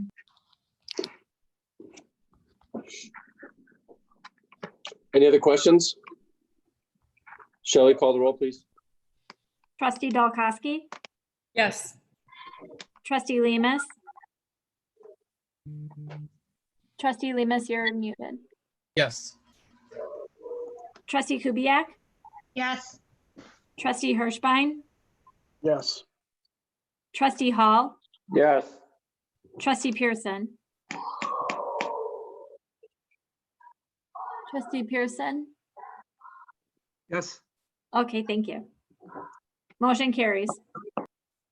Thank you. Moving on to item I, approval of an ordinance amending Village Code Title 3, Chapter 3, and adopting a purchasing manual. So we have been talking for months now about adopting a purchasing manual, and it's something that we had as a goal, as a component of our FY21 budget adoption. We spent a significant amount of time as staff working on putting together one that was comprehensive and detailed. From a practical perspective, the pages of this that we reference on a daily basis are, 5 to 10 pages. But what we tried to do is anticipate what the unusual circumstances would be, because that's truly when you need a guidebook for how we're going to operate. This is based on a review of draft ordinances and purchasing manuals from communities across the state and across the country and best practices. I'm happy to review it in whatever format the board wants. I also realize that it's a very lengthy document, and if the board wants further time to review it and read it, that's certainly understandable. We had committed that we would bring it to the board for consideration of approval, and I wanted to honor that commitment. But also we're prepared to proceed in whatever fashion the board is comfortable with.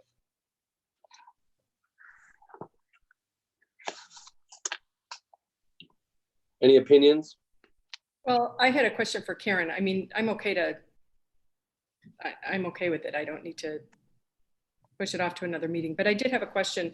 Karen, when there are some things purchased in bulk, would you be showing that on the accounting reports at all, in the P&L or anything that shows that increase in expense as an offset somewhere?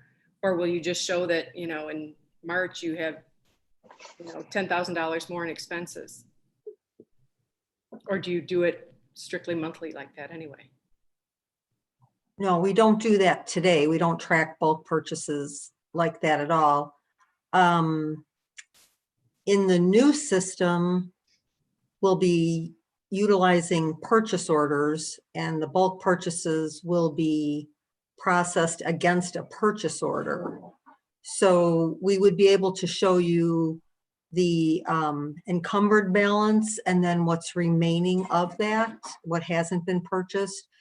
I'm fairly certain that we would have some sort of reporting mechanism that we could give you on that, but we're not quite that far into our training yet, so I can't tell you exactly what that would look like. Because I think eventually down the road, we spoke about this, it would be good to see a month-to-month budget versus actual. And like I said, if Pat purchased, let's say we use salt as the example, you know, 4 months worth of salt in October, it would be interesting. It would be good, I think, to have that spread over 4 months if that's when it was going to be used. Sure. So I don't know if the new system could handle something like that.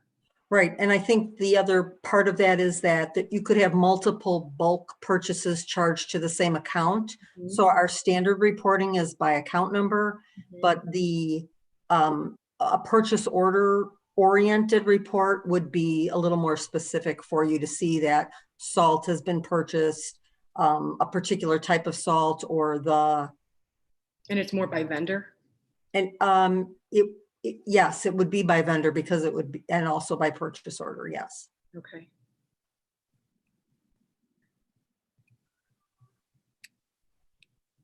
So on page 201, where, let's see, I have highlighted on number 3, that staff could develop a secondary list of vendors from whom larger purchases are authorized.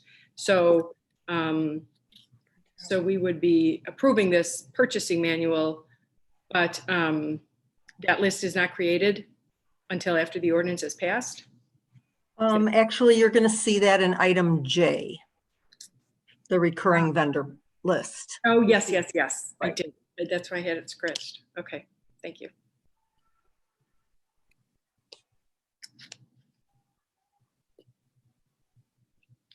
I move to approve ordinance 2020-0-17, adopting a purchasing manual. I'll second.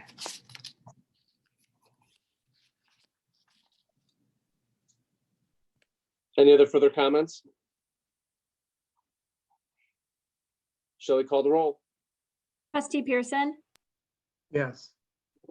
Trustee Dalkowski? Yes. Trustee Hirschbein? Yes. Trustee Lemus? Yes. Trustee Hall? Yes. Trustee Kubiak? Yes. Motion carries. Thank you. This item is item J, approval of an ordinance authorizing recurring vendor purchases. So to Trustee Dalkowski's point, we did generate this list. What we're trying to do is increase the level of transparency we have in our operations. And staff spending authority is essentially up to typically $5,000.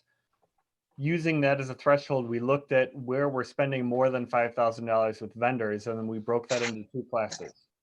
One is a class of vendors where there's a potential that we make an individual purchase with them that's in excess of $5,000. So for example, Core and Main is our sole source provider for water meters, valves, and hydrants. In the case of water meters, for example, they're the provider, manufacturer's provider in this area of the meters that are compatible with our system. When we have a lot of housing activity going on and we need to replenish our meter stock, We've had purchases from them in the past 6 months that were over $6,000 in one purchase. In the example of Conserve FS, for example, we received notification from FS on Friday of last week that we have an opportunity to do a contract to lock our futures price on gasoline and diesel. And from memory, I think we can lock our diesel price at $1.41 per gallon for 6 months, which is a really fantastic price in comparison to historic pricing rates. We make both purchases with them. We have two, I think we have collectively over 2,000 gallons of fuel that we're storing on site now. And when we're refilling those tanks, depending on what the price of fuel is, it's not hard to hit a $5,000 threshold.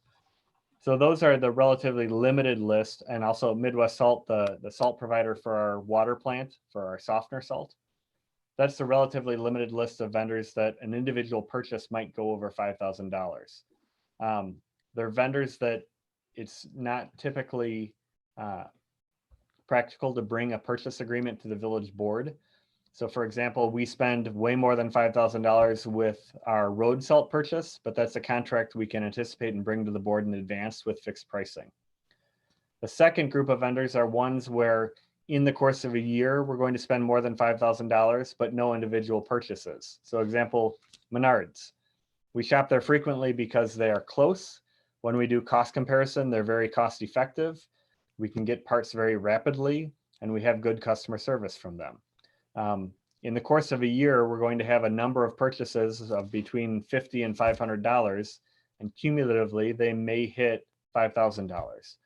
We don't want to unintentionally violate the purchasing manual by going over that threshold, even though individual purchases wouldn't be. The accumulative, the aggregate purchase might. So this is a list of vendors that, in looking at past accounts payable, we believe that they are likely to exceed $5,000 in the aggregate over the course of a complete fiscal year, and the purpose for which we go to them for services. Now you'll see on there, for example, Advanced Automation and Controls, who does our SCADA programming. Again, they are a specialized provider of that service and the specific programming and software for our system. If we're going to go to AAC and do a massive SCADA upgrade and spend $20,000 with them, that has to come back to the village board for approval. What this authorization is for is when our variable frequency drive went down and we had to have AAC come out and do emergency reprogramming for it. That service itself was, I want to say, $1,000 or $1,500. If we have a couple of those throughout the year, we can do that even though we're exceeding $5,000 in the aggregate. So our limits here are within budgeted amounts. In group 2, no individual purchase over $5,000, and otherwise complying with our purchasing manual requirements on competitive purchasing, on price checks, on all those other requirements. But it's trying to increase our level of transparency in where and how we are spending money.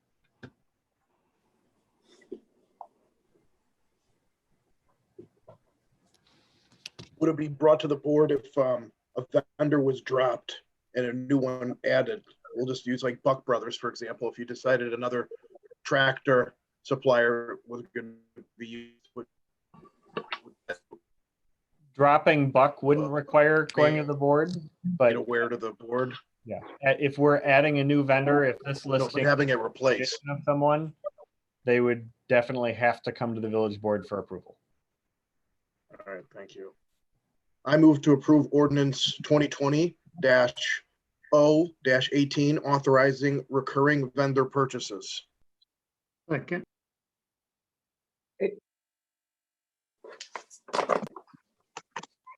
Trish, does that get all your questions? Yes, thank you. Anybody else have any follow-up? So Dean, like when you're talking about like Walmart or Menards for over 5,000 cumulative, could you go to like 20 or 30,000 with this? I can't think of line items we have that would allow the village to spend $20,000 or $30,000 at Menards without going over a budget issue. But this doesn't have a separate limit that says you can go over 5,000 but can't go over X. I think the practical constraint is the board sees our detailed warrant list, and if you see $30,000 of expenditures at Menards, there's would need to be a very good justification for that, as well as budgetary support for it. So I'm just wondering if putting a maximum on it, you know, I mean, if you say usually we spend 7,000 at Menards or whatever, we put a max on, like, just say 12,000, just to keep it where we don't have to come back every other week and discuss this, but it keeps everything in check, you know. Yeah, if that's something the board is interested in doing, we certainly can look at that. I don't have the figures in front of me to say what those thresholds should be. I know for some of these vendors, as we looked at past AP reports, they were just over 5,000 and some of them were over by a fair margin. So I don't know off the top of my head what thresholds might be. I mean, the budget kind of addresses that situation, though, I think, where it caps out the individual line items where these vendors would occur. I'm sorry, can you say that again, Steve? I say that the budget should address some of those issues in individual line items where these vendors would happen to fall into. So the line items are already capped, so they would have to the department head would still have to come back for an amendment to the budget if they wanted to go over those thresholds. In other words, because we passed this ordinance doesn't mean that what is purchased can go beyond the budget. Correct. Okay.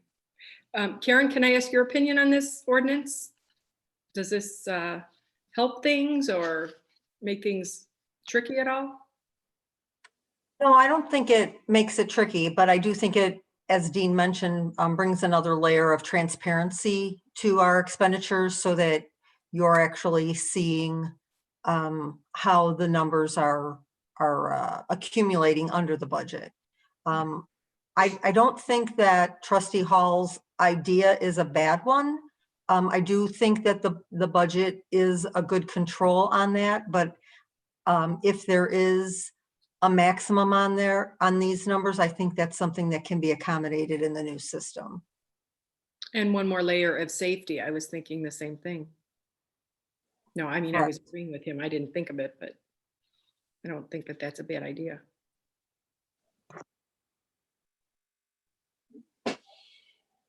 I do think it varies by vendor, though, what the limit might be. A limit at Menards is very different than Core and Main. So that would be hard to set a limit then. I don't think hard, but I think it will just take a little bit of effort, which is what we, I think similar to what we did to create this list. I think, we would do that using the same information that we started with. So if we took the average over 4 years at Menards and added 10%, I mean, that would be a pretty good baseline to say, okay, that's our max. But are you saying that would be the max for Menards or for everything in this? For everything. I mean, we could say like Core and Main over the last, we've used them to get our meters over the past few years. Obviously, their price is going to increase. So if we add a little bit, I mean, it's. I guess, Luke, I'm asking, are you suggesting that there be a different maximum for each vendor? Well, either that or we just take it to where we say, okay, 5,000 used to be our threshold, we double it and say 10,000. That way it stays from getting out of control. How about a percentage of the budget amount instead of trying to put a maximum on what you're going to spend by 7,000 or whatever it might be, because they aren't going to all be the same. You could say, once this line item says 80% or 90%, then it flags it like a red flag kind of thing. Yeah. So we definitely do not have the capability to do that now. That's where the tricky comes. What the capability of the new system is in that regard.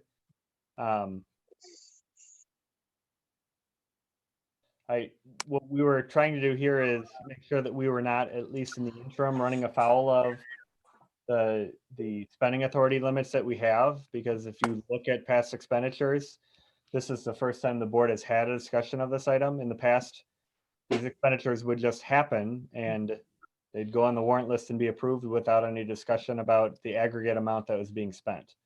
And so we're trying to be sensitive to that issue and introduce some additional transparency on it. But we can try and add whatever other standards the board may want to have to this, but I don't know that we can support them at the present moment. Hey, Pat, since a lot of these expenditures are yours, do you have anything to add to this discussion or? Not really, but I think probably Menards, you think it's higher than it is because all those little purchases probably add up. And that's just my gut feeling. But I understand taking the 4-year average and, adding 10% to each one, just to cover ourselves so we don't have to come back to the board. Once we have software that can do that easily, I think that's a great thing. I'm not so sure right now if it's as easy. Yeah, and I don't think each vendor can have the same threshold either. It seems like you're going to spend a lot less money at, Menards than you are with Midwest Salt or, one of the chemical companies that we deal with. So I would agree with that. I also think that Menards, the police department uses Menards as well. So it's not just one department. Well, maybe is this something that we could table for a while until we get the new accounting software and see what it'll do for us in this regard? Mhm. I think there are several areas where the new software is going to be beneficial to us and going to make a difference. And I think this could definitely be one of them. We should definitely look at this. Yeah, we don't want to pass an ordinance that'll change in a few months or need to be revised or whatever. If I can give you the countervailing response there, it'd be my preference that the board consider passing this, even if you want us to bring it back in 6 months and review it. So the only time I have to be in this. Simply because I would rather not, in the next 6 months, violate our spending authority because we don't have a way of tracking this conveniently at the time purchases are made. So even if the board says we want to really flex the capabilities of the new software system once that's in place, I would ask that you at least contemplate approving this and direct that it return, in 6 months when the ERP is implemented. I like that idea because I think it's important that we have some kind of a limit authorization. So you're recommending, Dean, that we approve it as is and come back to it in 6 months. Is that what you're saying? Yes. So I move to approve ordinance 2020-018 and return and review in 6 months, and this ordinance authorizes recurring vendor purchases. Second. So I already had a motion, so that was from trustee Hirschbein and seconded by trustee Pearson. So do we want to just amend those? Are you okay with just amending those motions to include returning this in 6 months? Is that what we're doing? For those two to do that? Yeah. Does That it is make fine. sense to do that? That's acceptable. Yes. President Weimer, Sorry, I your forgot comment? that the motion was on the table. That's okay. Okay. Any other discussion or questions? Call the roll, Shelley. Trustee Hirschbein, Yes. trustee Pearson, Yes. trustee Dolkowski, Yes. trustee Lemus, Yes. trustee Hall, trustee Hall, Yeah. trustee Kubiak, Yes. Yes. Okay, thank you. Motion carries. Okay, thank you. Moving on to item K, is approval of an ordinance regulating certain summer events.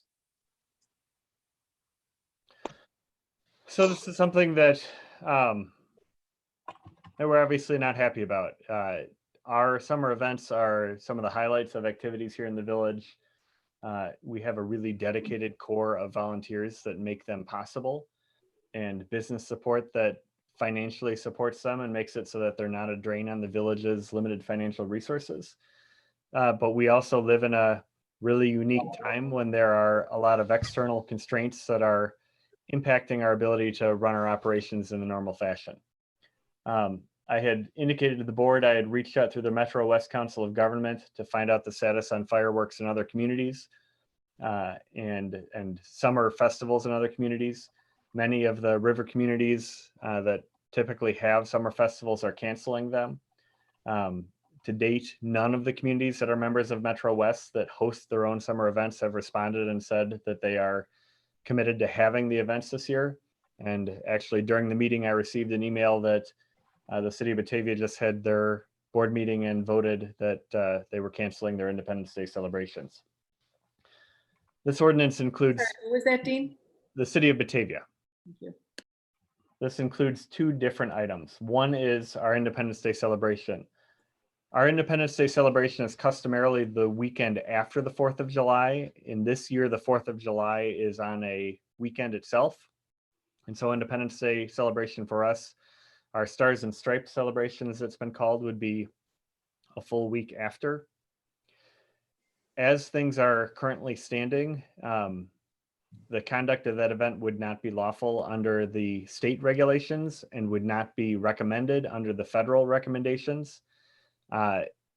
It's very challenging for us to plan that kind of a large scope public event in a very short time frame and arrange for funding for it in a very short time frame, particularly when many of the businesses that customarily support it do so because they're able to come and set up and engage in person-to-person sales of a fashion that are not currently allowed.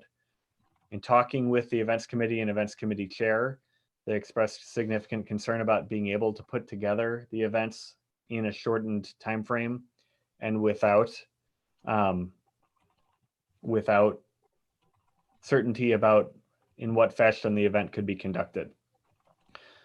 So from a practical perspective, we have a concern about funding the events.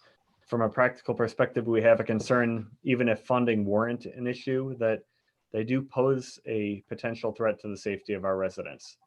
Knowing this is a full week after the Independence Day celebrations, and also mindful of the fact that many, if not most, of the communities in the region are canceling these events, we can anticipate that if we have an Independence Day celebration or fireworks, that we will have a massive turnout.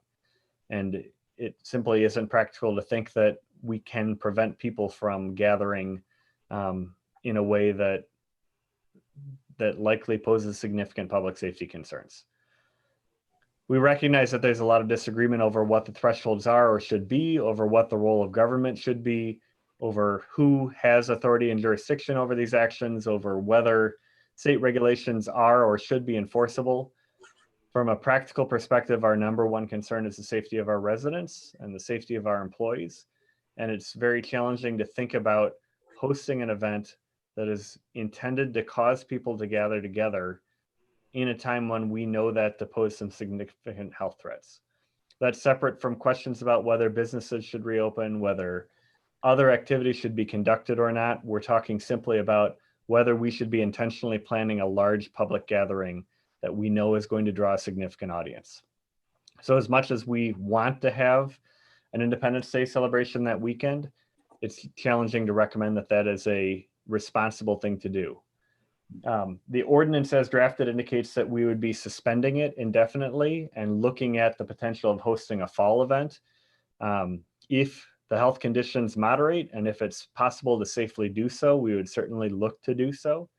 And that's the scope of the ordinance with regard to the Stars and Stripes celebration or other planned summer events. The second component of this is garage sales. So under current state regulations, garage sales are not an essential business. They are not permitted to operate. We customarily would have our garage sale in just a couple weeks here, our large village-wide garage sale. And as all of you know, that draws significant attendance and significant crowds.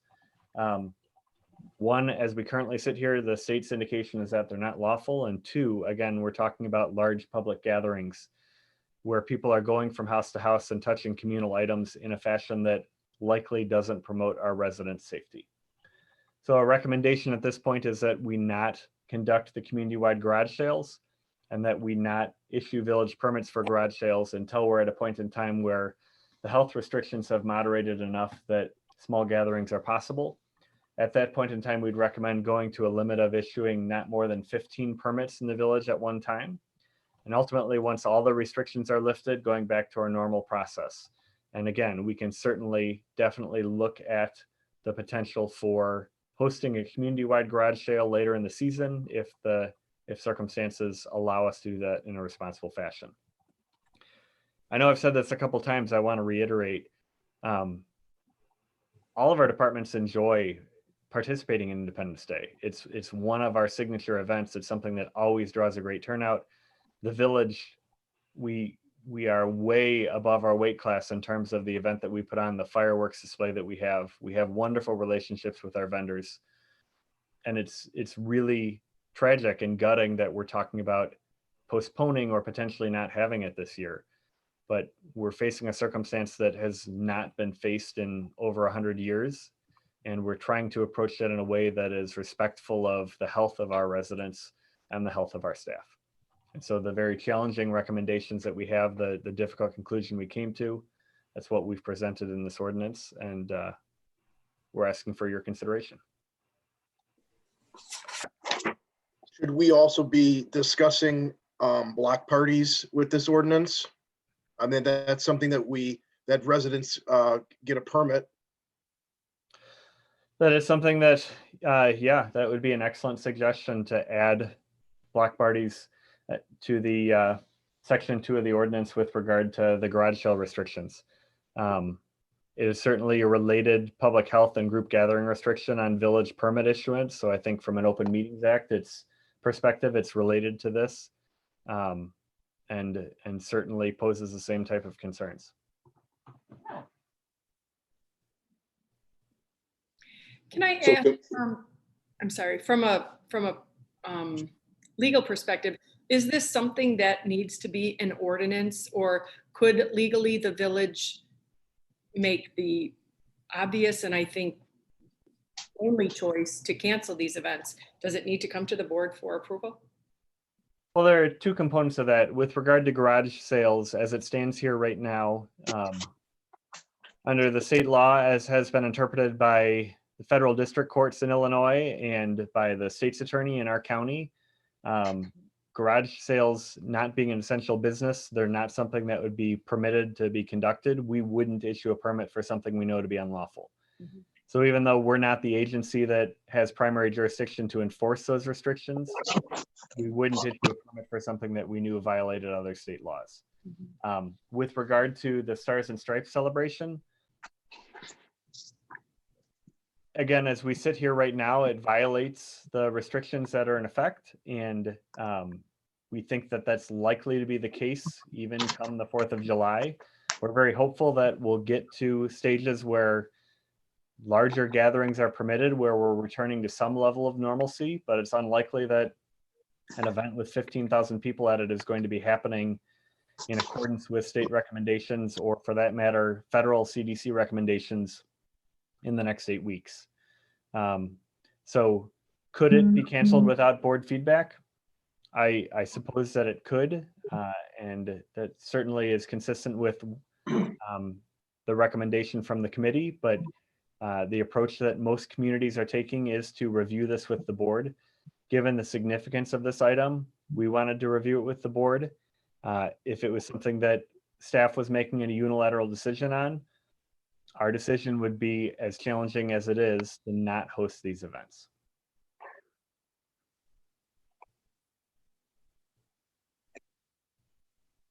I move to approve the ordinance regulating certain summer events, amending to have block party permits added. I'll Hey, second. hey, Dean, what phase The governor's plan would allow garage sales. Probably 5. As this is drafted, when we get to phase 4, we would be working with residents on up to 15 garage sale permits at any one time. When we get to phase 5, we'd be working with residents on no restrictions, essentially. That is assuming that, as we understand the regulations that are likely to be coming with regard to the future phases, the business restrictions loosen significantly. Okay. So how long would we be willing to abide by the governor's rules? Is that forever? Yeah. That's an excellent question, and I'm not usually at a loss for words, but here's what I would say as I sit here right now. There are a number of people who have felt that the governor's restrictions are unlawful, unenforceable.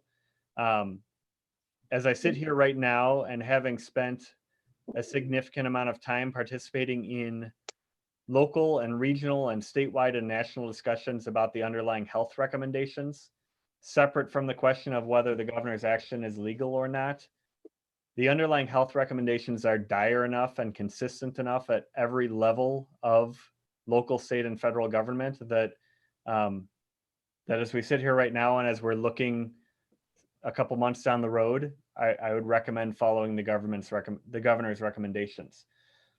From a legal perspective, I'm aware of the challenges that have been brought to the governor's regulations, and there have not been any successful challenges brought on a statewide basis. There have not been any successful challenges brought to the current restrictions that are in place. There were challenges brought to whether the governor could extend a 30-day period. In response to that, he's declared a new 30-day period. Whether that's something that we find, politically palatable or not, the United States Federal District Court that has jurisdiction over our geographic region has reviewed that and has said that it is legal and constitutional. So,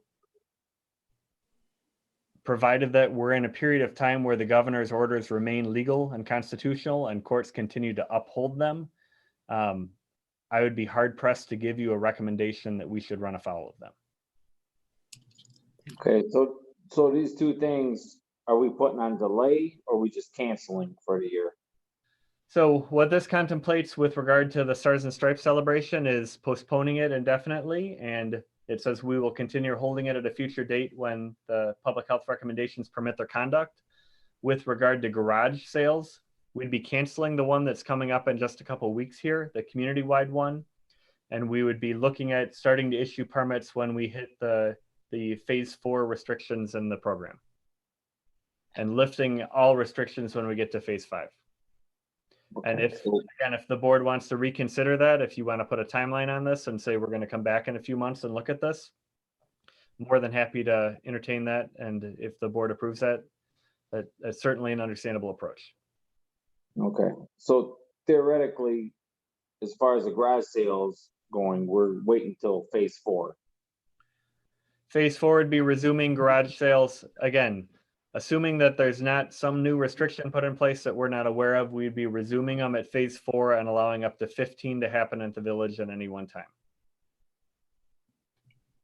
Okay. And do we know how many active cases of this corona we have? How many currently active cases or how many total cases we have? I know we got 27 or 29 total cases.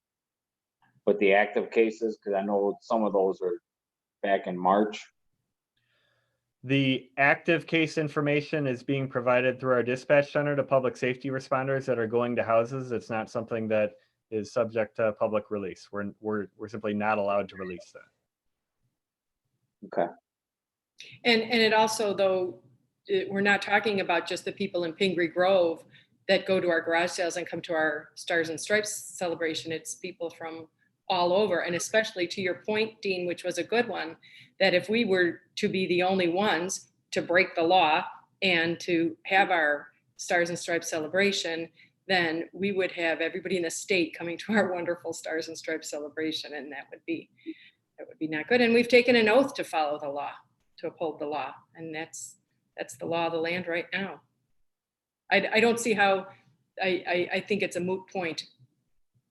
Yep. Unfortunately, sadly, right. It is the most fun thing in the summer. Maybe the village president might have to get in his big truck and go and squirt everybody from, a safe distance or something. I don't know, but it'll be sad. It'll be a sad weekend without it.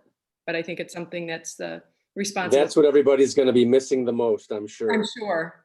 Yes. Of course. And the kids. So do we have a motion on this? I think we've pretty much discussed this too. Trustee Hirschbein made a motion to approve with the amendment of section 2 to add. Okay, that's right. Parties as being Do we have prohibited. a second, Shelley? I'll second. You're muted, Shelley.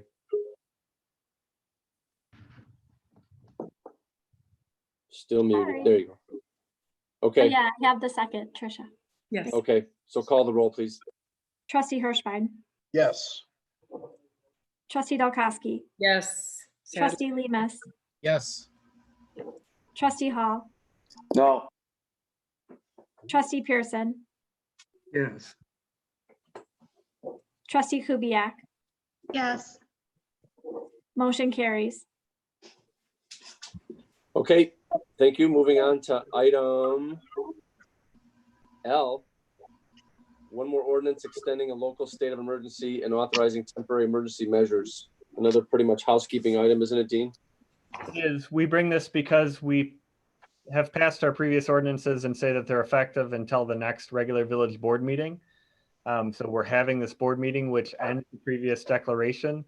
The reason we still recommend keeping this in place is because under some of the current federal grant programs that are available to reimburse communities for COVID-related expenses, a local state of emergency declaration is required.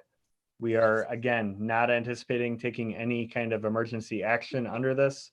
We're simply trying to preserve our eligibility for continuing reimbursement.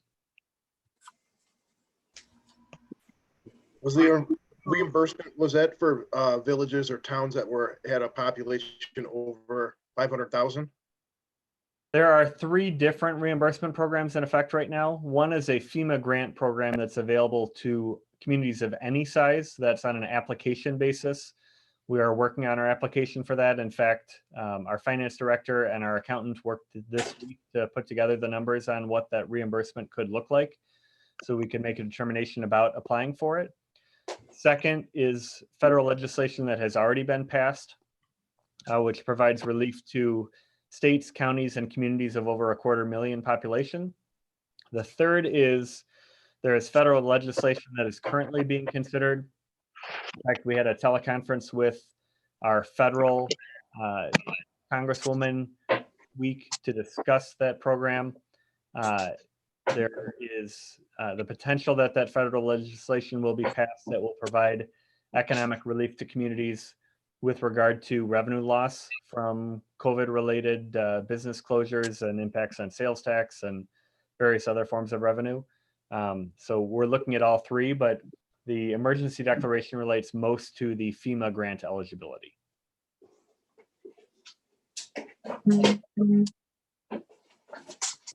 I had a comment on the language in the ordinance itself. In a few places, I see it says mayor, and I'm thinking it should say village president. In other spots, it says village president, but I think maybe that could be changed. Yes, so under the municipal code, the terms are interchangeable. We certainly can update those to president. The reason that it says mayor in a few locations, for example, 65 ILCS 5/11-1-6 specifically refers to mayor. But there's a separate section of municipal code that says any reference to mayor is interchangeable as a reference to president, but Okay. we can certainly update that if the board prefers. I just didn't want to have any loophole in the emergency order.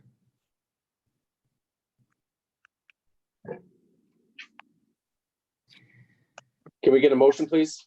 I move to approve the ordinance extending a state of emergency. I'll second. Thank you. There's no further discussion. Shelley, call the roll. Trustee Pearson, Yes. trustee Dolkowski, Yes. trustee Hall, Yes. trustee Kubiak, Yes. trustee Hirschbein, trustee Hirschbein. Is he frozen? Did we He lose him? is, and he's temporarily dropped out, but we'll add him back in just a moment here. Shall I move on? Yes. Trustee Lemus, Yes. that's 5, motion carries.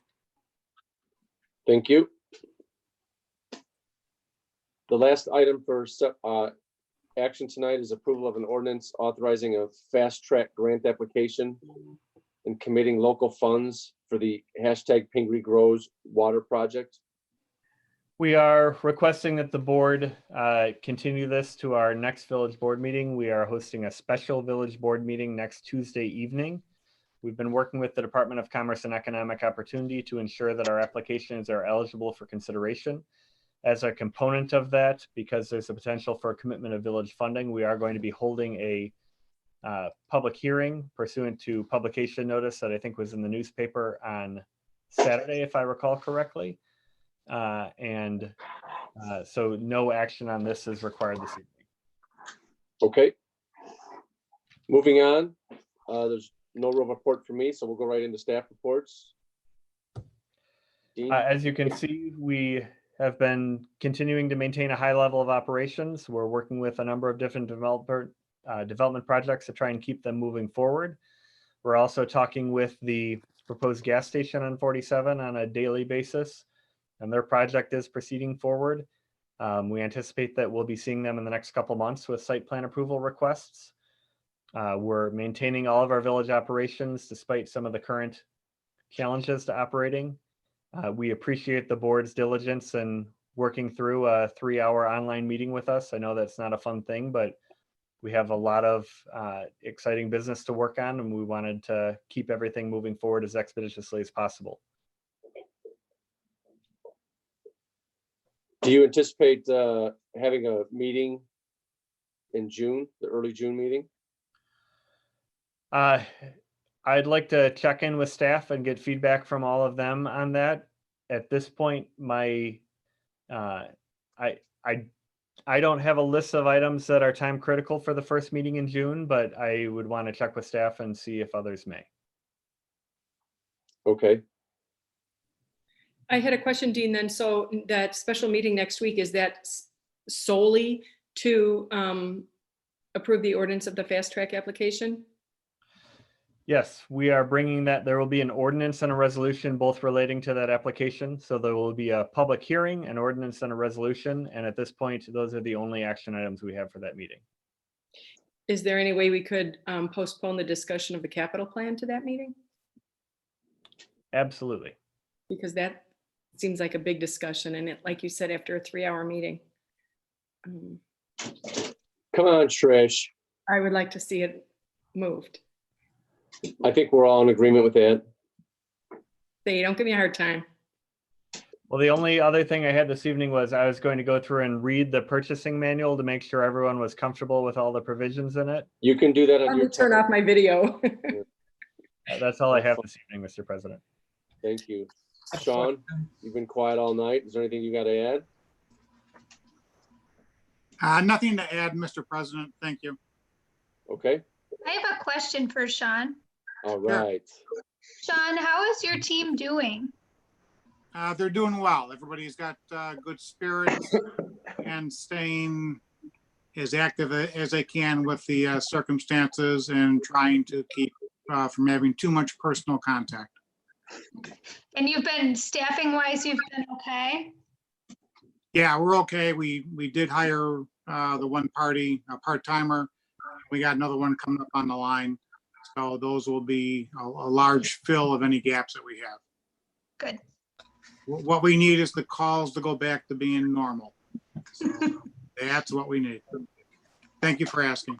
Do you mean normal calls in nature or calls in quantity? Combination of both on that. I mean, last week was the bizarre week. That's all I can tell you. I want to hear a little more. It was in the weekly report.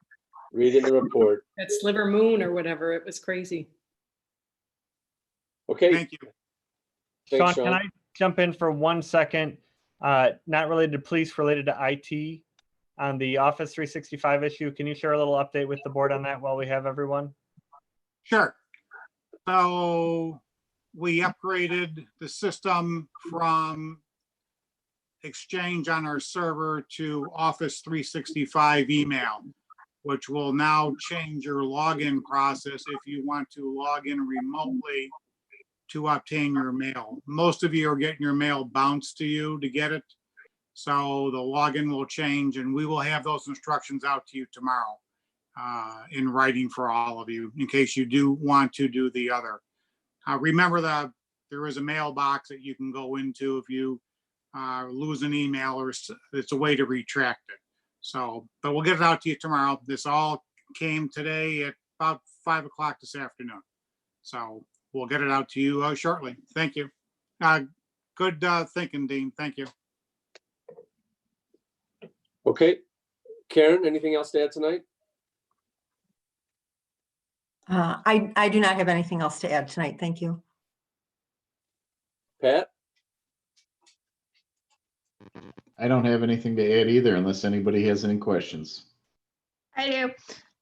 Pat, how is your team doing with split shifts? It's tough. For the most part, they're doing good, but we can't get everything done. It's the busy time of the season for us, and it would be really helpful to have everybody there, but the risk is too great right now. I understand that, and they understand that, but they want to get the activities done that the village is expecting. So we're working really hard to try and get as much done and reprioritizing at the beginning of every day. How has the water plant handled the excess amount of rain we've had over the last couple days? The water plant's fine. The waste plant, we were just 1,000 gallons short of 1 million going through the plant on Sunday. So the inflows in were really big. What are we not getting done, Pat?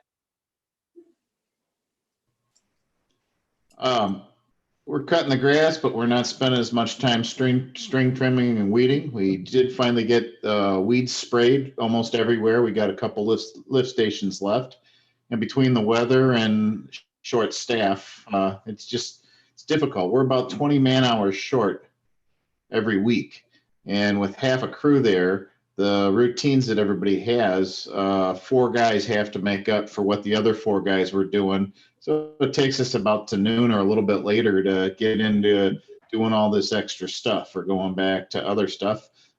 Acres is doing a lot of planting. So we've had about 20 plus locates a day, which has taken time as well. And for residents that might be watching this and aren't familiar with what we're discussing, we have a very limited public works staff, and we are required to have operational staff here that can run our water plant and our wastewater treatment plant in order to comply with Illinois Environmental Protection Agency regulations. Because of the risk of potential exposure to employees, if we have all of our employees here at one time and one of them has an exposure, the resulting isolation could completely deplete our staff. So our staff have agreed to work 12-hour days on split shifts where we're having half of our staff work alternating days, so we don't have 100% of our staff exposed to the same kind of concerns. We recently had a potential exposure with one of our staff members, and this kind of split shift, this kind of isolation is the only thing that really provides us a precaution that we can maintain our basic operations in the Public Works Department.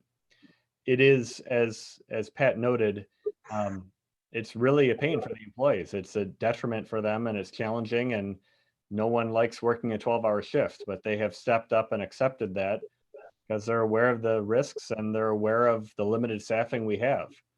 And if we have to send all of our public works employees home, we don't have a way of running our plant. And that's a risk that we simply can't take right now. Pat, I had a question also. I received notice that the tornado siren in the Carillon area is going off tomorrow. I think tomorrow. 10 o'clock in the morning. I'm sorry? 10 a.m. 10 a.m. tomorrow. Yeah, we scheduled it at 10 a.m., but usually when we do this, I just can't go out and push the button and test it because then we get a flood of calls that will overwhelm the staff that we do have here. So it did not go off. Is that an automated thing? Could that be a big cost to fix, or how do you, or is that what the test is for tomorrow to determine? The test tomorrow, we'll see if it works. Right now, everything on the circuit board indicates that the antenna is working and everything is working. All the lights are lit up like they're supposed to be. Short of pushing the button to see if the siren is not working. That's the next step. But again, we had to put a notice out just to so people aren't as alarmed. Do we know the last time it went off or was tested? Probably the beginning of the last Tuesday of the last month, it went off. Ah, okay. So that last tornado siren that went off, was that Pingree Grove a couple of days ago? Yes, I can confirm that because it's like 100 feet from my bedroom window. And it was like 12:25 in the morning. So yes, it was about midnight. Yeah. Yeah. But a It lot was of people in the Carillon said they couldn't hear it. No, I even went outside because the storm woke me up. You were outside at midnight, Trish? I did, because the storm woke me up, and I went and I turned the news on and I was looking at Facebook and everybody was saying the tornado siren is going off, and I didn't hear it. And I thought, am I getting old and deaf? So I went outside, and I was still old and deaf when I went outside. So I didn't hear it. Well, then, yeah. I would have heard it. It didn't go off here. No, it was actually pretty quiet even from where I am. I'd like to clarify one other thing. We're fine with the 12-hour shifts. I think the aspect, the morale, when you don't get everything done that you planned on getting done, that's the hard part for the guys, is they want to get everything done. And we just come up a little bit short every day. And, between the weather and you get ahead one day and then the weather puts you back in the hole the next day. So we're fine, with the 12-hour shifts. That's not the issue. It's just not getting the list of things that need to be done. Yeah. Yeah. Okay. Thanks, Pat. Seth, do you have anything else to report tonight? The majority of the major items we covered in agenda items. I guess the only other things that I would bring up is just the fact that the last looping underneath that would be Route 72 connecting neighborhoods 19 and 33 is constructed, pressure tested, and we're waiting on an operating permit. And then neighborhood 33 will be fully looped. And the wastewater treatment plant preliminary design is advancing. We're working on scheduling some site so that Pat can take a peek at some of the equipment that may be, something that he wants to incorporate into the new plant, or I should say the plant expansion. We're assisting DR Horton in amending the village's spray irrigation permit so that the Cambridge Lakes North can have the spray irrigation areas properly added into the permit. Other than that, that's mainly it. I spent all weekend studying, waiting for you to stump me, Steve, so go for it. Nope, I'm good. Okay. It's past my curfew. Is anybody going to tell him how bad his background is compared to Mick from last week? Oh, I've got a background. I didn't know that was acceptable. It's pretty boring, isn't it? Mick had cow's head in the background, if I remember correctly. Yes. Here he goes. Oh, All right. there he goes. That's a good one. Better. I don't know if we have a licensing deal that allows us to display that. Yeah. Oh, okay. All right. We better get rid of it. I don't think Chris is with us anymore. So Shelley, is there anything you have tonight? I have no update. Okay. And any other old or new business that we need to discuss?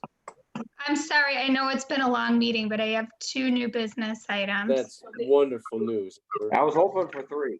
Yeah. Sorry. All right. So my first one is I've been out and about walking on the paths, and a resident approached me and asked about benches on Wester Boulevard. Is something that the board would be interested in looking into, putting a couple benches on Wester Boulevard? I know we talked about it a couple years ago. It was in the budget and we didn't do it. So is it something we could do this year? So we have a limited amount of impact fee funding that is available for park improvements. In talking with Pat briefly, I know there are some areas of existing parks that could use some repair.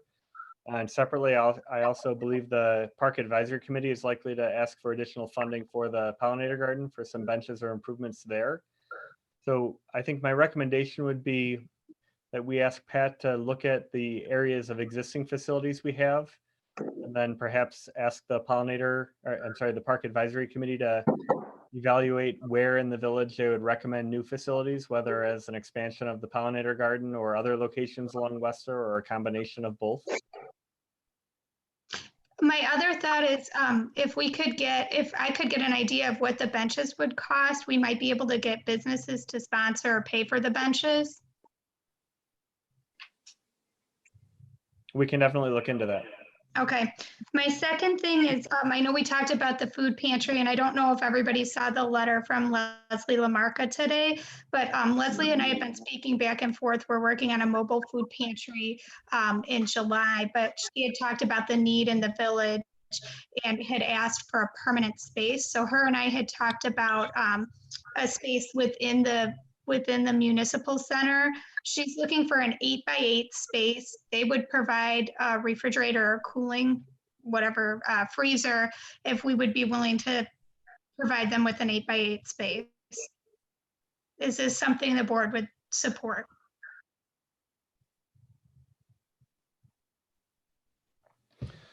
So we have tried to evaluate where that might go. One of the challenges that we have with the configuration of the building is it wasn't designed with a contemplation that there would be significant numbers of outside groups working in the building. So it's not really set up in a fashion that it allows for good access outside of times that staff are here without having access to the whole building, or without having access to, the shop where we have vehicles with keys in them and tools and things that pose potential safety concerns for people that aren't village employees. We can certainly try and work to accommodate whatever the board's preference is, but it's challenging to try and think of a location in the building that we could provide an outside group with access to without compromising the integrity of really large parts of the building. And while I understand that, my pushback is this: when we were building that building, we were told several times, this is the residents' buildings. This is something that residents need, and I think that we should be looking for a way to accommodate. Yeah, and so if we try and come up with available spaces, I mean, we can look at, for example, we have the records closet off of the village board meeting room. But if we use a space like that, all of the records that are stored in there, which is our primary record storage location, are going to be accessible to whomever has access to the building. And it's going to mean that the way the building is keyed, the only way to get someone access to that part of the building, they will also have access to the entire shop and everything that's within it. So if this is something that the board directs, like I say, we will definitely work to accommodate that. But the building wasn't configured well for independent use at times when staff are not here.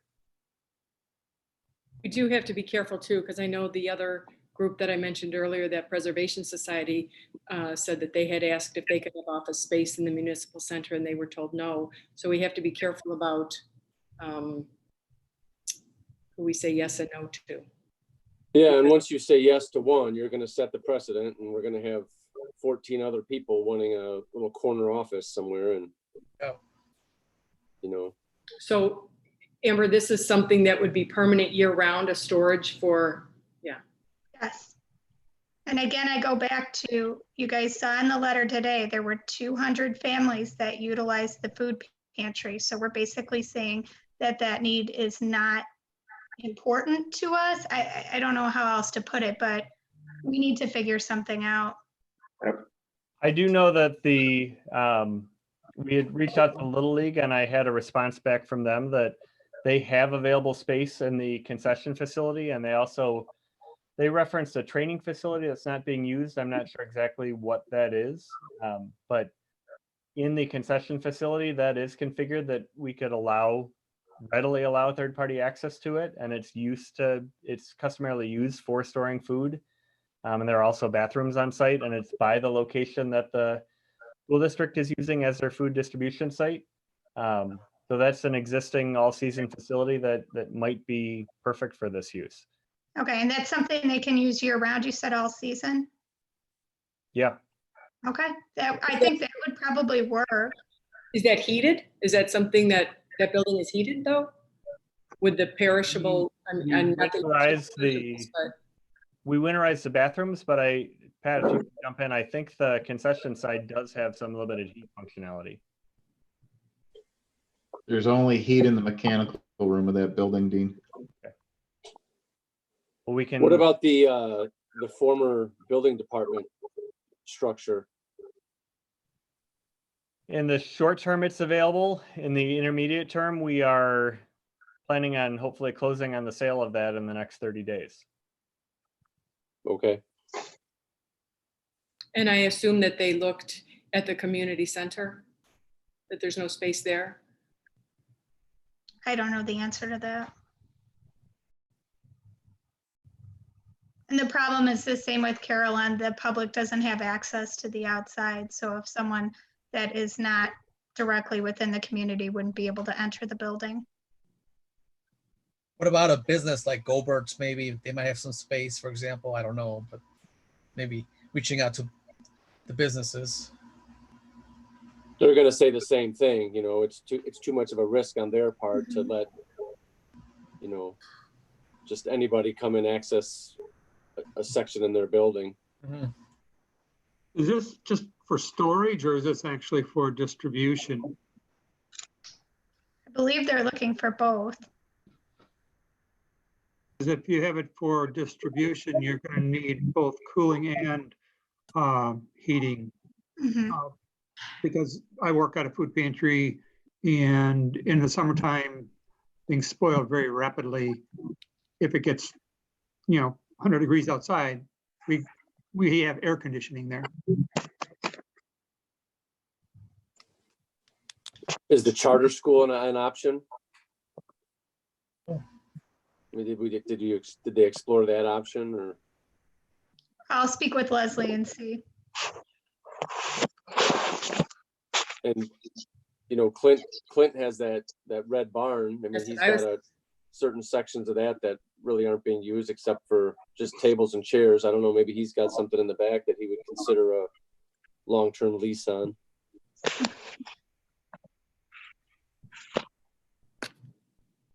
Okay, is that it, Amber? Yep, that's all I have. Okay, thanks.